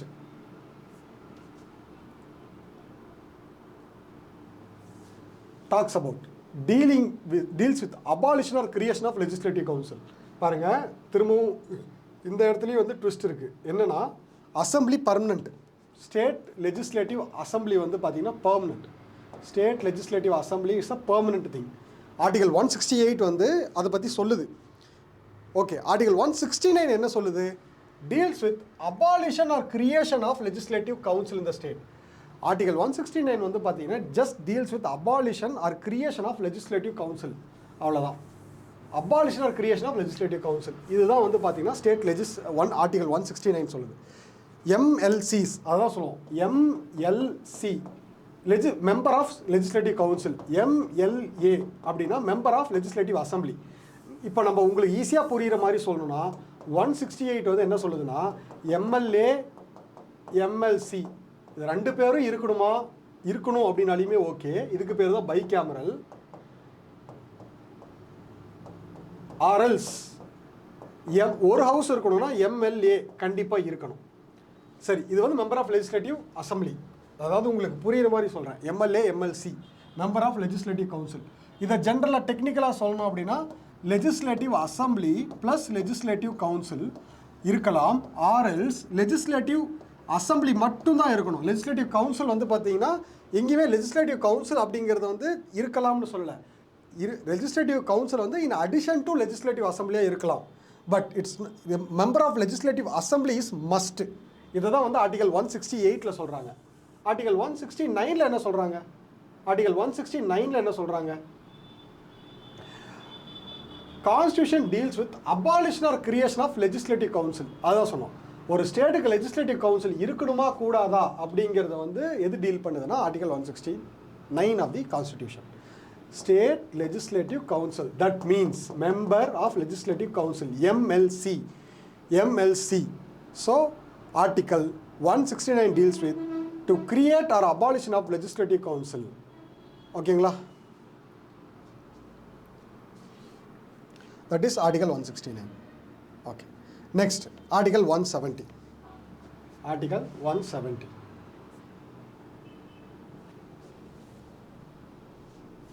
Article 170 of Indian Constitution deals with composition of legislative assembly in the state.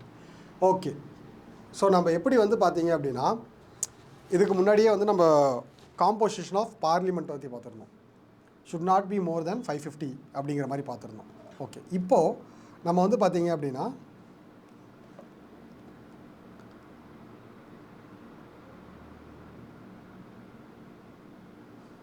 Member of legislative council பற்றி பார்க்குறோம். ஸோ எப்படி? ஸோ இதில் வந்து பார்த்தீங்கன்னா it's subjected to first வந்து ஆர்டிகல் 170 என்ன சொல்லுதுன்னா deals with the composition of legislative assembly in the state. It specifies each state legislative assembly shall consist of not more than 500, not less than 60. இது ரெண்டு note பண்ணிக்கோங்க, கண்டிப்பாக கேட்பாங்க. இது வந்து ரொம்ப ரொம்ப முக்கியம். ஆர்டிகல் 170 வந்து ரொம்ப ரொம்ப முக்கியமான ஆர்டிகல். இதுக்கு முன்னாடி எக்ஸாமில் கேட்டிருக்காங்க. ஆர்டிகல் 170 ரொம்ப ரொம்ப முக்கியமான ஆர்டிகல். என்னன்னா ஒரு ஸ்டேட்டில் எத்தனை எம்எல்ஏ சீட் இருக்கணும் அப்படிங்கிறத டிசைட் பண்ணுறது வந்து ஆர்டிகல் 170. அதுலேயுமே 500 எம்எல்ஏ சீட்ஸுக்கு மேலே இருக்கக்கூடாது. அதே மாதிரி 60 எம்எல்ஏ சீட்ஸுக்கு கீழே ஒரு ஸ்டேட் வந்து வச்சுக்க கூடாது. அப்போது இங்கே ஒரு கேள்வி கேட்குறேன், states with less than 60 member of legislative assemblies, states which has least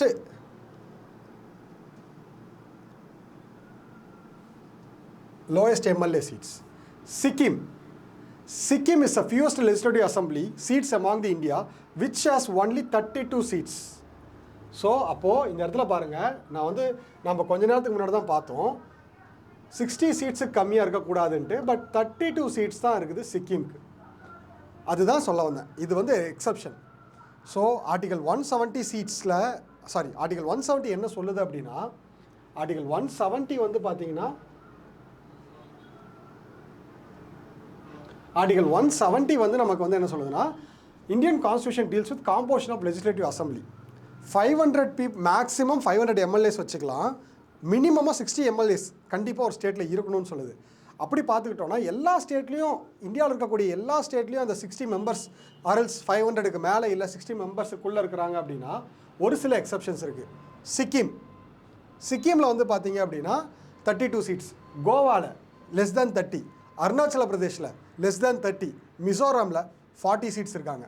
so நாகாலாண்டில் 46 இருக்காங்க. ஸோ இந்த ஸ்டேட்ஸுக்கெல்லாம் எக்ஸப்ஷன் கொடுத்துருக்காங்க. அதாவது இந்த ஸ்டேட்ஸ்க்கெல்லாம் எக்ஸப்ஷன். எந்தெந்த ஸ்டேட்ஸு? கோவா. மேபி இது கூட கொஷினாக கேட்கலாம். என்ன கேட்கலாம் அப்படின்னா எந்த ஸ்டேட்ஸுக்கெல்லாம் எக்ஸப்ஷன் கொடுத்துருக்காங்க. அதாவது ஆர்டிகல் 170 எக்ஸப்ஷன் ஸ்டேட்ஸ் அப்படின்னு கேட்டாங்கன்னா கோவா, அதுக்கடுத்து அருணாச்சல பிரதேஷ், மிசோரம், நாகாலாந்து,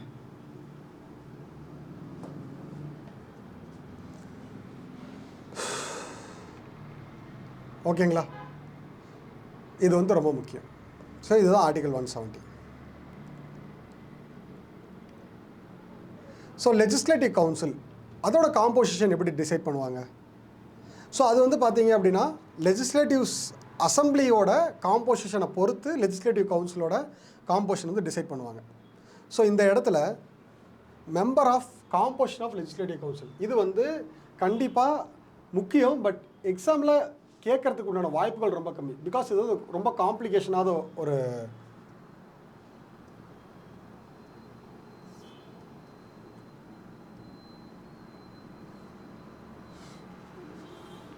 ஸோ இது வந்து ஒரு காம்ப்ளிகேஷனான ஒரு கால்குலேஷன்.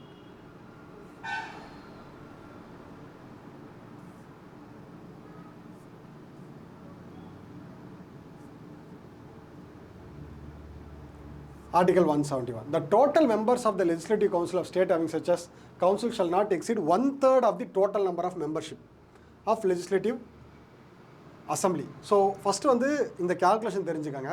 ரொம்ப சிம்பிளாக எடுத்துக்கலாம். 100 seats இருக்குன்னு வச்சுக்கலாம்.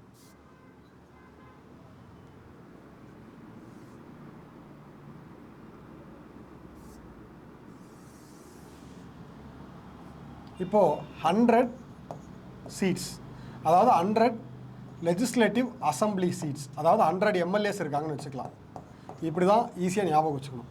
100 எம்எல்ஏஸ் இருக்காங்க அப்படின்னா இப்போ அந்த ஸ்டேட்டுக்கு லெஜிஸ்லேட்டிவ் கவுன்சில் இருக்குது. இப்போ லெஜிஸ்லேட்டிவ் அசம்பிளியில் 100 எம்எல்ஏ இருக்காங்க. ஓகேவா? அப்போ லெஜிஸ்லேட்டிவ் கவுன்சில் இருக்குது அப்படின்னா அப்போ எத்தனை சீட் லெஜிஸ்லேட்டிவ் கவுன்சிலுக்கு கொடுக்கலாம் அப்படின்னா ஃபஸ்ட்டு இவங்க சொல்லியிருக்காங்க shall not exceed 1/3 of the total numbers. அப்போது 33 சீட்டுக்கு மேலே கொடுக்கக்கூடாது. நீங்கள் 33 சீட்டுக்குள்ளே எவ்வளோ வேணாலும் கொடுத்துக்கோங்க. என்னது? எம்எல்சி சீட் வந்து 33 சீட்டுக்கு மேலே கொடுக்கக்கூடாது. 1/3 of MLA seat, 1/3 of legislative assembly. What is the composition of legislative council அப்படின்னு கேட்டாங்கன்னா it should not exceed the membership of 1/3 of legislative assembly. இதுதான் வந்து பார்த்தீங்கன்னா என்னது first point. Second, until the parliament law otherwise the composition of legislative council shall be provided in the class 3. okay, the total number, அதாவது அந்த 33 பேர், இப்போது for example 100 seat இருக்கும். 100 சீட்டில் இப்போ நான் 33 பேர் வந்து பார்த்தீங்கன்னா எம்எல்சிக்கு 33 பேரை கொண்டு போகலாம் அப்படின்னு எனக்கு கொடுத்துட்டாங்க. அதுலேயும் வந்து க்ரைட்டீரியா கொடுத்துருக்காங்க. என்ன க்ரைட்டீரியா அப்படின்னா first, out of total members of legislative council as nearly as may 1/3 to be elect. இது வந்து இது மேபி வந்து எப்படி வேணாலும் கேட்கலாம். ஸோ 1/3 33 பேரில் 1/3 மொத்தம் வந்து 3/3 11 சரிங்களா? 11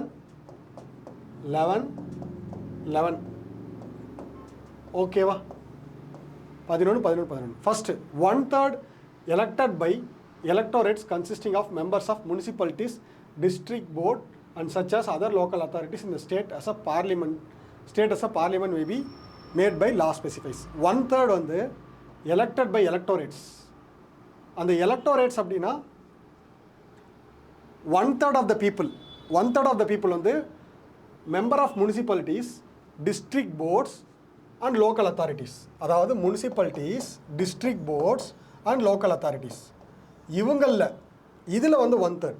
Next, 1/12 shall be elected by electorates consisting of person residing in state who have been at least 3 years graduated of any universities. அதாவது டிகிரி வாங்கியிருக்கணும். அந்த டிகிரி வந்து 3 years மினிமம் 3 years படித்து டிகிரி வாங்கின மாதிரி இருந்திருக்கணும்.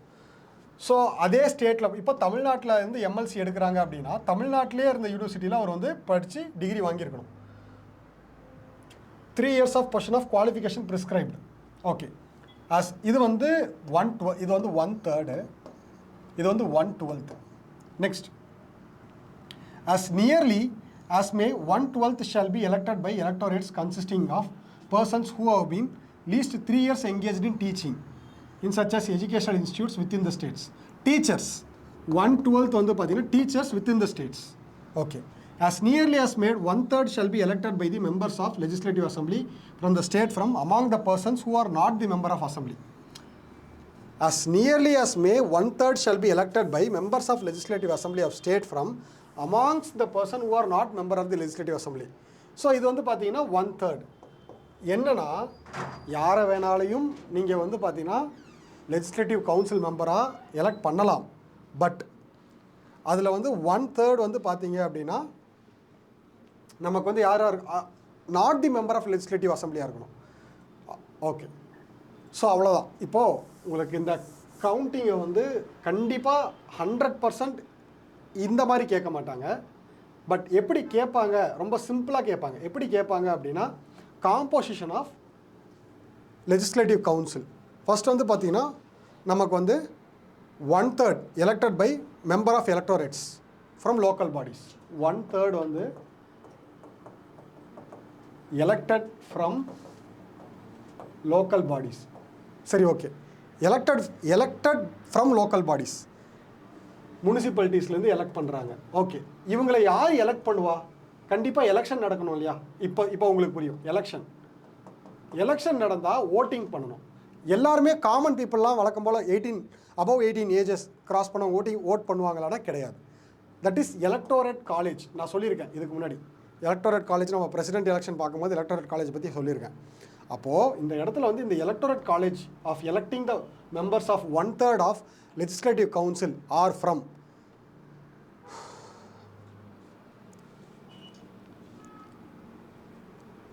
elected by members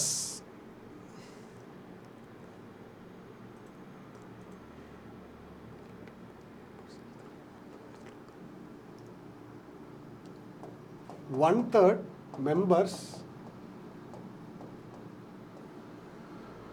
from local bodies, municipalities. So next வந்து பார்த்தீங்க அப்படின்னா ஓகே, இங்கே யாரெல்லாம் ரெப்ரசன்டேட் பண்ணுறாங்களோ, இந்த லோக்கல் பாடிஸில் யார் இருக்காங்களோ, முனிசிபாலிட்டிஸில் யார் இருக்காங்களோ, அந்த it's not electorate college.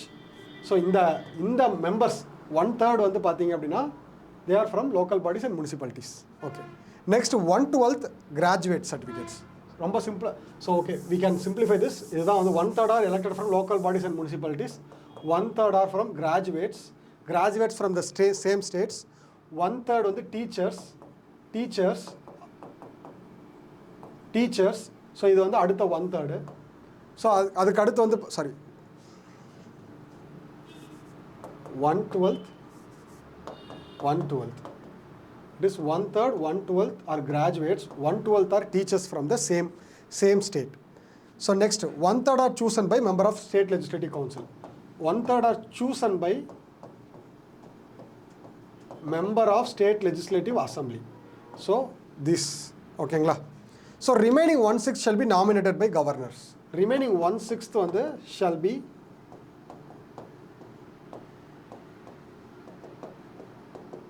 nominated by governor. So இதுதான் வந்து நம்மளோட கேல்குலேஷன். சரிங்களா? ஸோ அந்த கவர்னர் வந்து பார்த்தீங்கன்னா ஆஸ் லைக் ராஜ்யசபாவில் ஒரு 12 பேர் 12 பேர் நாமினேட் பண்ணுவாங்க இல்லையா, from art, literature, science, social science, அந்த க்ரைட்டீரியாவில் தான் இந்த 1/6 ஆஃப் தி மெம்பர்ஸ் வந்து are nominated by governor. 1/3, 1/12, 1/12, 1/3, 1/6, 2 1/3. So ஒரு 1/3 இஸ் ஃப்ரம் லோக்கல் பாடிஸ், ஒரு 1/3 is from MLAs, chosen by MLAs who are not legislative assembly MLAs. next 1/12, 2 1/12 வந்து ஒரு 1/12 வந்து கிராஜுவேட்ஸ், இன்னொரு 1/12 வந்து டீச்சர்ஸ். ஸோ அடுத்து 1/6 வந்து நாமினேட்டட் பை கவர்னர்ஸ். ஸோ இதுதான் வந்து மெம்பர் ஆஃப் லெஜிஸ்லேட்டிவ் கவுன்சில். அவ்வளோதாங்க. இதோட வந்து பார்த்தீங்கன்னா முடிஞ்சிருச்சு நமக்கு. நெக்ஸ்ட்டு வந்து பார்த்தீங்கன்னா ஸ்டேட் லெஜிஸ்லேச்சரை பற்றி டீட்டெயிலாக பார்க்க போகிறோம். ஸ்டேட் லெஜிஸ்லேச்சரில் எப்படி பில் பாஸ் பண்ணுவாங்க, நம்ம பார்லிமெண்ட்டில் பில் பாஸ் பண்ணுறதை பற்றி பார்த்துட்டோம். அதே ப்ரொசீஜர் தான், அப்படியே தான் இங்கே பாஸ் பண்ண போகிறாங்க. அவ்வளோதான். மெஜாரிட்டி 50% +1 பில் பாஸ் பண்ணுவாங்க. 50% +1 ஓட்டு வந்து கிடைச்சது அப்படின்னா அந்த பில் பாஸ் ஆகும், இல்லைனா அந்த பில் பாஸ் ஆகாது. ஸோ இதே கான்செப்ட் தான் திரும்ப பார்க்க போகிறோம். So state legislature next concept வந்து பார்த்தீங்கன்னா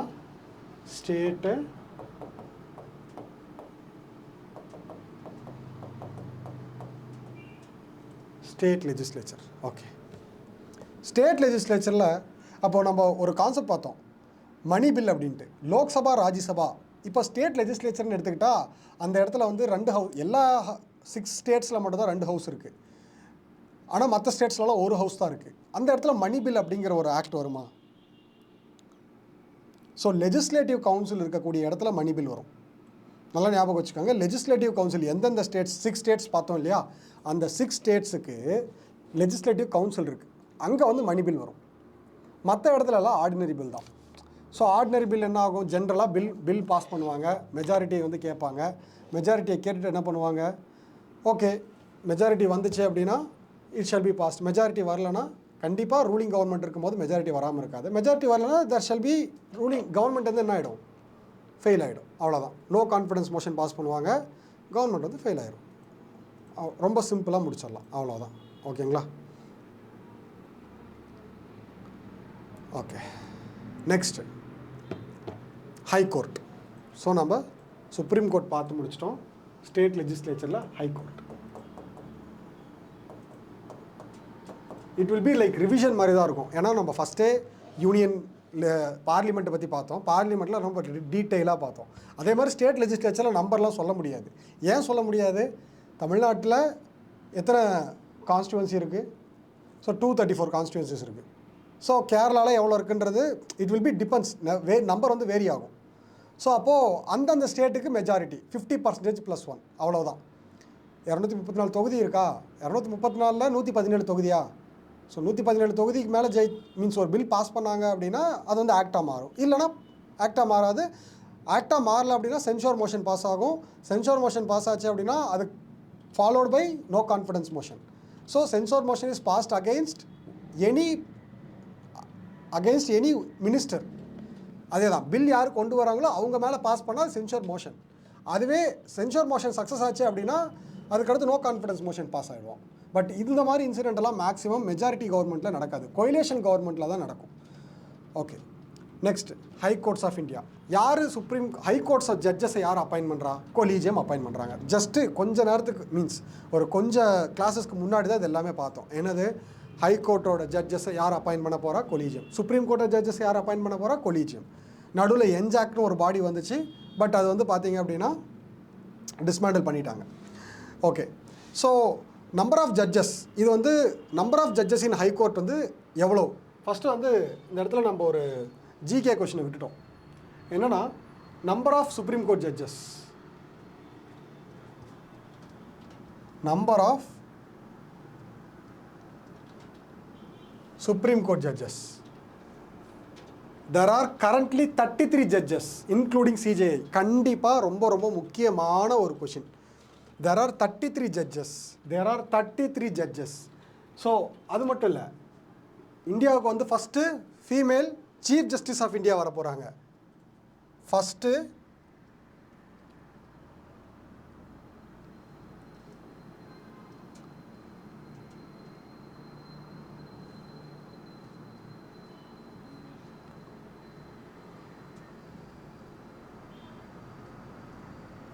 first female CJI of India.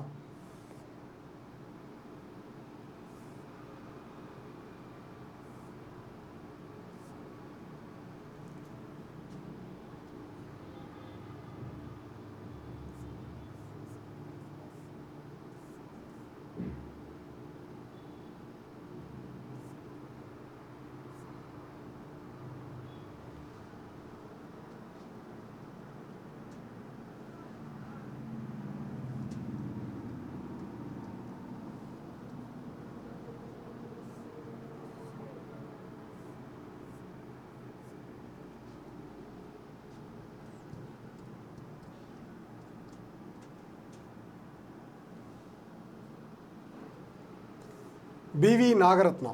சரிங்களா? ஸோ இவங்க தான் வந்து பார்த்தீங்க அப்படின்னா சீஃப் ஃபஸ்ட்டு இனிமேல் தான் வர போகிறாங்க. இதுவரை வரல. Means she is going to be appointed by 2026 தான். ஓகேங்களா? ஸோ இவங்க தான் வந்து பார்த்தீங்க அப்படின்னா she is going to be first female CJI, not judges. Judge அப்படின்னு பார்த்துக்கிட்டோன்னா Fathima Beevi, first female judge of India அப்படின்னா Fathima Beevi. But B V Nagarathna, so இவங்க வந்து பார்த்தீங்க அப்படின்னா she is going to be இப்போ வந்து ஜட்ஜாக சுப்ரீம் கோர்ட்டாக இருக்காங்க. பட் ஃப்யூச்சரில் சீஃப் ஜஸ்டிஸ் ஆஃப் இந்தியாவாக வரப்போகிறாங்க. சரிங்களா? ஸோ இது மேபி கொஷின் கேட்கலாம், ஏன்னா ரொம்ப சென்சேஷனான ஒரு பாயிண்ட் இது. சரிங்களா? சரி, ஓகே, நம்ம திரும்பவும் ஹை கோர்ட்டுக்கு வந்துடலாம். ஏன்னா சுப்ரீம் கோர்ட் பற்றி நம்ம ஆல்ரெடி பார்த்துட்டோம். நான் இந்த ஒரு பாயிண்ட்டை வந்து மிஸ் பண்ணிட்டேன், அதனால் நான் திரும்பவும் ரீஇட்ரேட் பண்ணேன், அவ்வளோதான். ஸோ ஓகே, நம்ம வந்து ஹை கோர்ட்டுக்கு வரலாம். ஹை கோர்ட் அப்படின்னா வழக்கம் போல், ஸோ நான் இப்போ கொஞ்ச நேரத்துக்கு முன்னாடி தான் பார்த்தோம் total number of supreme court judges அப்படின்னு சொல்லிட்டு. ஹை கோர்ட் ஜட்ஜஸ் அந்த மாதிரி ஹை கோர்ட் ஜட்ஜஸோட நம்பர்ஸ் எல்லாம் ஃபிக்ஸ் பண்ண முடியாது.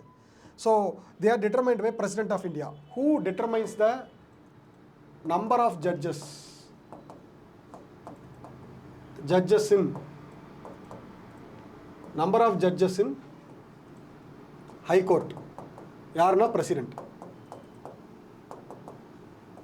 ஸோ இதெல்லாம் கேள்வி கேட்கலாம். நம்பர் ஆஃப் ஜட்ஜஸ் வந்து யார் டிசைட் பண்ணுறா அப்படின்னா பிரசிடென்ட். ஓகேங்களா? Okay, so judges are appointed by the president இந்த கன்சல்டேஷன்ஸ் வித் கொலீஜியம். இந்த கன்சல்டேஷன்ஸ் வித் கொலீஜியம்னு நம்ம ஈஸியாக சொல்லிட்டு போயிடலாம். இந்த கொலீஜியமை பற்றி நான் டிஸ்கஸ் பண்ணியிருக்கேன். Collegium is a office consisting of supreme court judges. இப்போ என்ன நடக்கும்னா, இந்த இடத்துல ஒரு சின்ன அடிஷன் இருக்குது. இப்போ கொலீஜியம், ஸோ கொலீஜியமில் யார் இருப்பாங்கன்னா சுப்ரீம் கோர்ட் ஜட்ஜ் இருப்பாங்க. ஸோ இவங்க என்ன பண்ணுவாங்க அப்படின்னா ஜட்ஜோட பேரை வந்து ரெக்கமெண்ட் பண்ணுவாங்க. யாருக்கு? பிரசிடெண்ட்டுக்கு. பிரசிடெண்ட் வந்து அப்பாயிண்ட் பண்ணுவார்.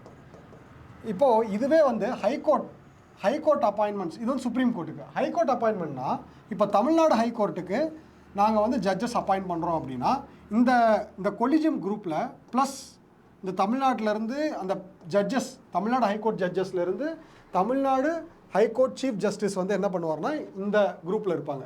ஹீ ஆர் ஷீ யாரோ அவங்க வந்து பார்த்திங்கன்னா இந்த கொலிஜியமில் இருப்பாங்க. அந்த கன்சர்ன் ஸ்டேட் கேரளானா கேரளாவோட சிஜேஐ வந்து பார்த்திங்கன்னா அந்த எதில் இருப்பாங்க? கொலிஜியமில் இருப்பாங்க. அவ்வளோதான். Judges are appointed by president இந்த consultations with judges of supreme court. இப்போ நம்ம இதை ரொம்ப சிம்பிளாக சொல்லணும்னா judges of high court are appointed by judges of supreme court plus so judges of supreme appointed by president but in consultation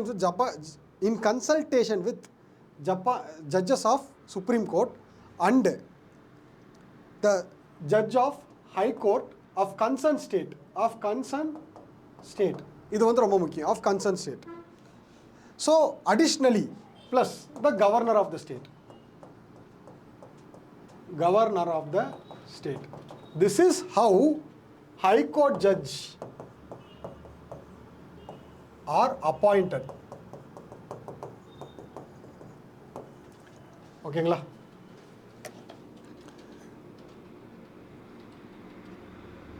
so இப்போ வந்து உங்களுக்கு ரொம்ப சிம்பிளாக கேட்பாங்க, சுப்ரீம் கோர்ட் ஜட்ஜஸும் சரி ஹை கோர்ட் ஜட்ஜஸும் சரி கொலிஜியம் தான் அப்பாயின்ட் பண்ணுறாங்க. Collegium is a common word. So கொலிஜியமில் சீஃப் ஜஸ்டிஸ் ஆஃப் இந்தியா இருப்பாங்க ப்ளஸ் 2 சீனியர் மோஸ்ட் ஜட்ஜஸ் இருப்பாங்க. கொலீஜியத்தில் யார் இருப்பாங்க? கொலீஜியத்தில் சீஃப் ஜஸ்டிஸ் ஆஃப் இந்தியா இருப்பாங்க ப்ளஸ் 2 சீனியர் ஜட்ஜஸ் இருப்பாங்க. Okay, what is the qualification to become a judge in high court? இதில் என்ன புதுசாக ஏதாவது சொல்ல போகிறோமா? ஃபஸ்ட்டு பாயிண்ட் என்னது? Citizen of India. First point வந்து பார்த்தீங்கன்னா citizen of India. Okay, second, so இவர் வந்து 10 இயர்ஸ் வந்து பார்த்தீங்க அப்படின்னா ஆஃபீஸ் ஆஃப் ஜுடிஷியல் ஆஃபீஸை வந்து ஹெல்ப் பண்ணியிருக்கணும். ஜுடிஷியல் ஆஃபீஸ்னால் ஒன்றும் இல்லை, கோர்ட்டுக்குள்ளே அவர் வந்து அட்வொகேட்டாவோ இல்லை சம் ப்ராக்டிஸில் வந்து இருந்திருக்கணும். Has been advocate for high court R அதாவது அட்வொகேட்டாக ஹைகோர்ட்டில் அட்வொகேட்டாக இருந்திருக்கணும். சக்சஷன் ஆஃப் 10 இயர்ஸ் கண்டினியூஸாக, நான் இந்த வார்த்தைக்கு இதுக்கு முன்னாடி சொல்லியிருக்கேன், சக்சஷன். நம்ம இது எல்லாமே சுப்ரீம் கோர்ட் டிஸ்கஸ் பண்ணும் போதே பார்த்துருக்கோம். ஸோ இந்த இடத்துல வந்து பார்த்தீங்கன்னா qualification to become a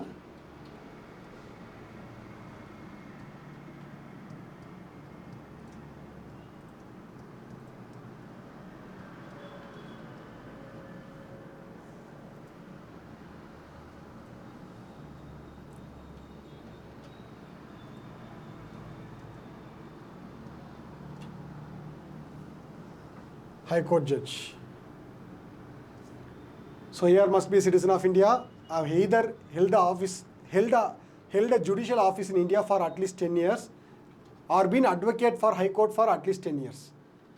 Additionally, appointments is made by the President after consulting with Chief Justice and Governor of the state. இதுதான் நம்ம பார்த்தோம். ஸோ இதுதான் வந்து பார்த்தீங்க அப்படின்னா குவாலிஃபிகேஷன்.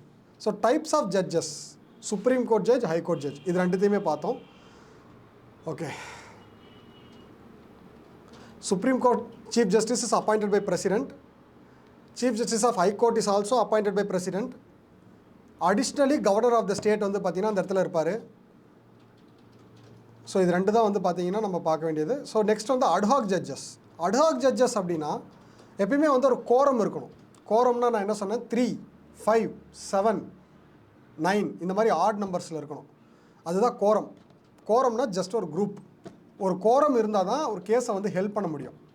அப்படி அந்த கோரம் ஜட்ஜஸ் வந்து இல்லாமல் போனாங்கன்னா சடனாக வந்து பார்த்தீங்க அப்படின்னா யாரையாவது ஜட்ஜை அப்பாயிண்ட் பண்ணுவாங்க, மீன்ஸ் அந்த கோரத்துக்குள்ளே கொண்டு வருவாங்க. அதுதான் அட்ஹாக் ஜட்ஜஸ் அப்படின்னு சொல்லுவாங்க. So there is a difference between ad hoc judge and acting judge. Ad hoc judge அப்படின்னா இப்போ எனக்கு ஒருத்தர் தேவைப்படுறாங்க, அட்ஹாக் ஜட்ஜ்.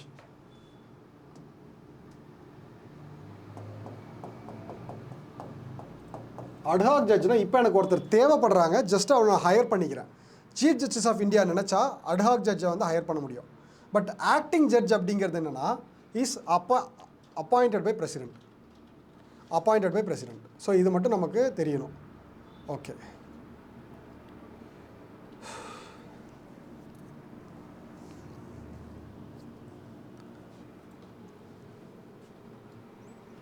ஸோ ஒரு ஜட்ஜை வந்து எப்போ ரிமூவ் பண்ணலாம்? சுப்ரீம் கோர்ட் ஜட்ஜ் ஆகட்டும் சரி, ஹை கோர்ட் ஜட்ஜ் ஆகட்டும் சரி, ரிமூவல் ப்ராசஸ் வந்து same. So removal of supreme court and high court judges process வந்து பார்த்தீங்கன்னா சேம்.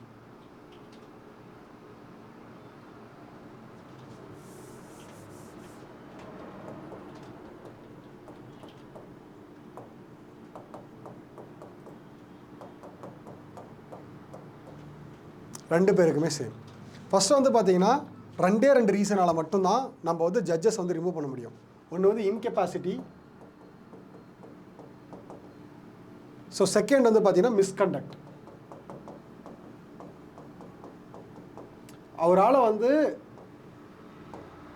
இன்கெப்பாசிட்டி அப்படின்னா அவரால் என்ன பண்ண முடியல, அவரால் ஜட்ஜால் யோசிக்க முடியல, அவருக்கு அந்தளவு கெப்பாசிட்டி இல்லை. அடுத்து மிஸ்கண்டக்ட் அப்படின்னா அவர் ஏதாவது தப்பாக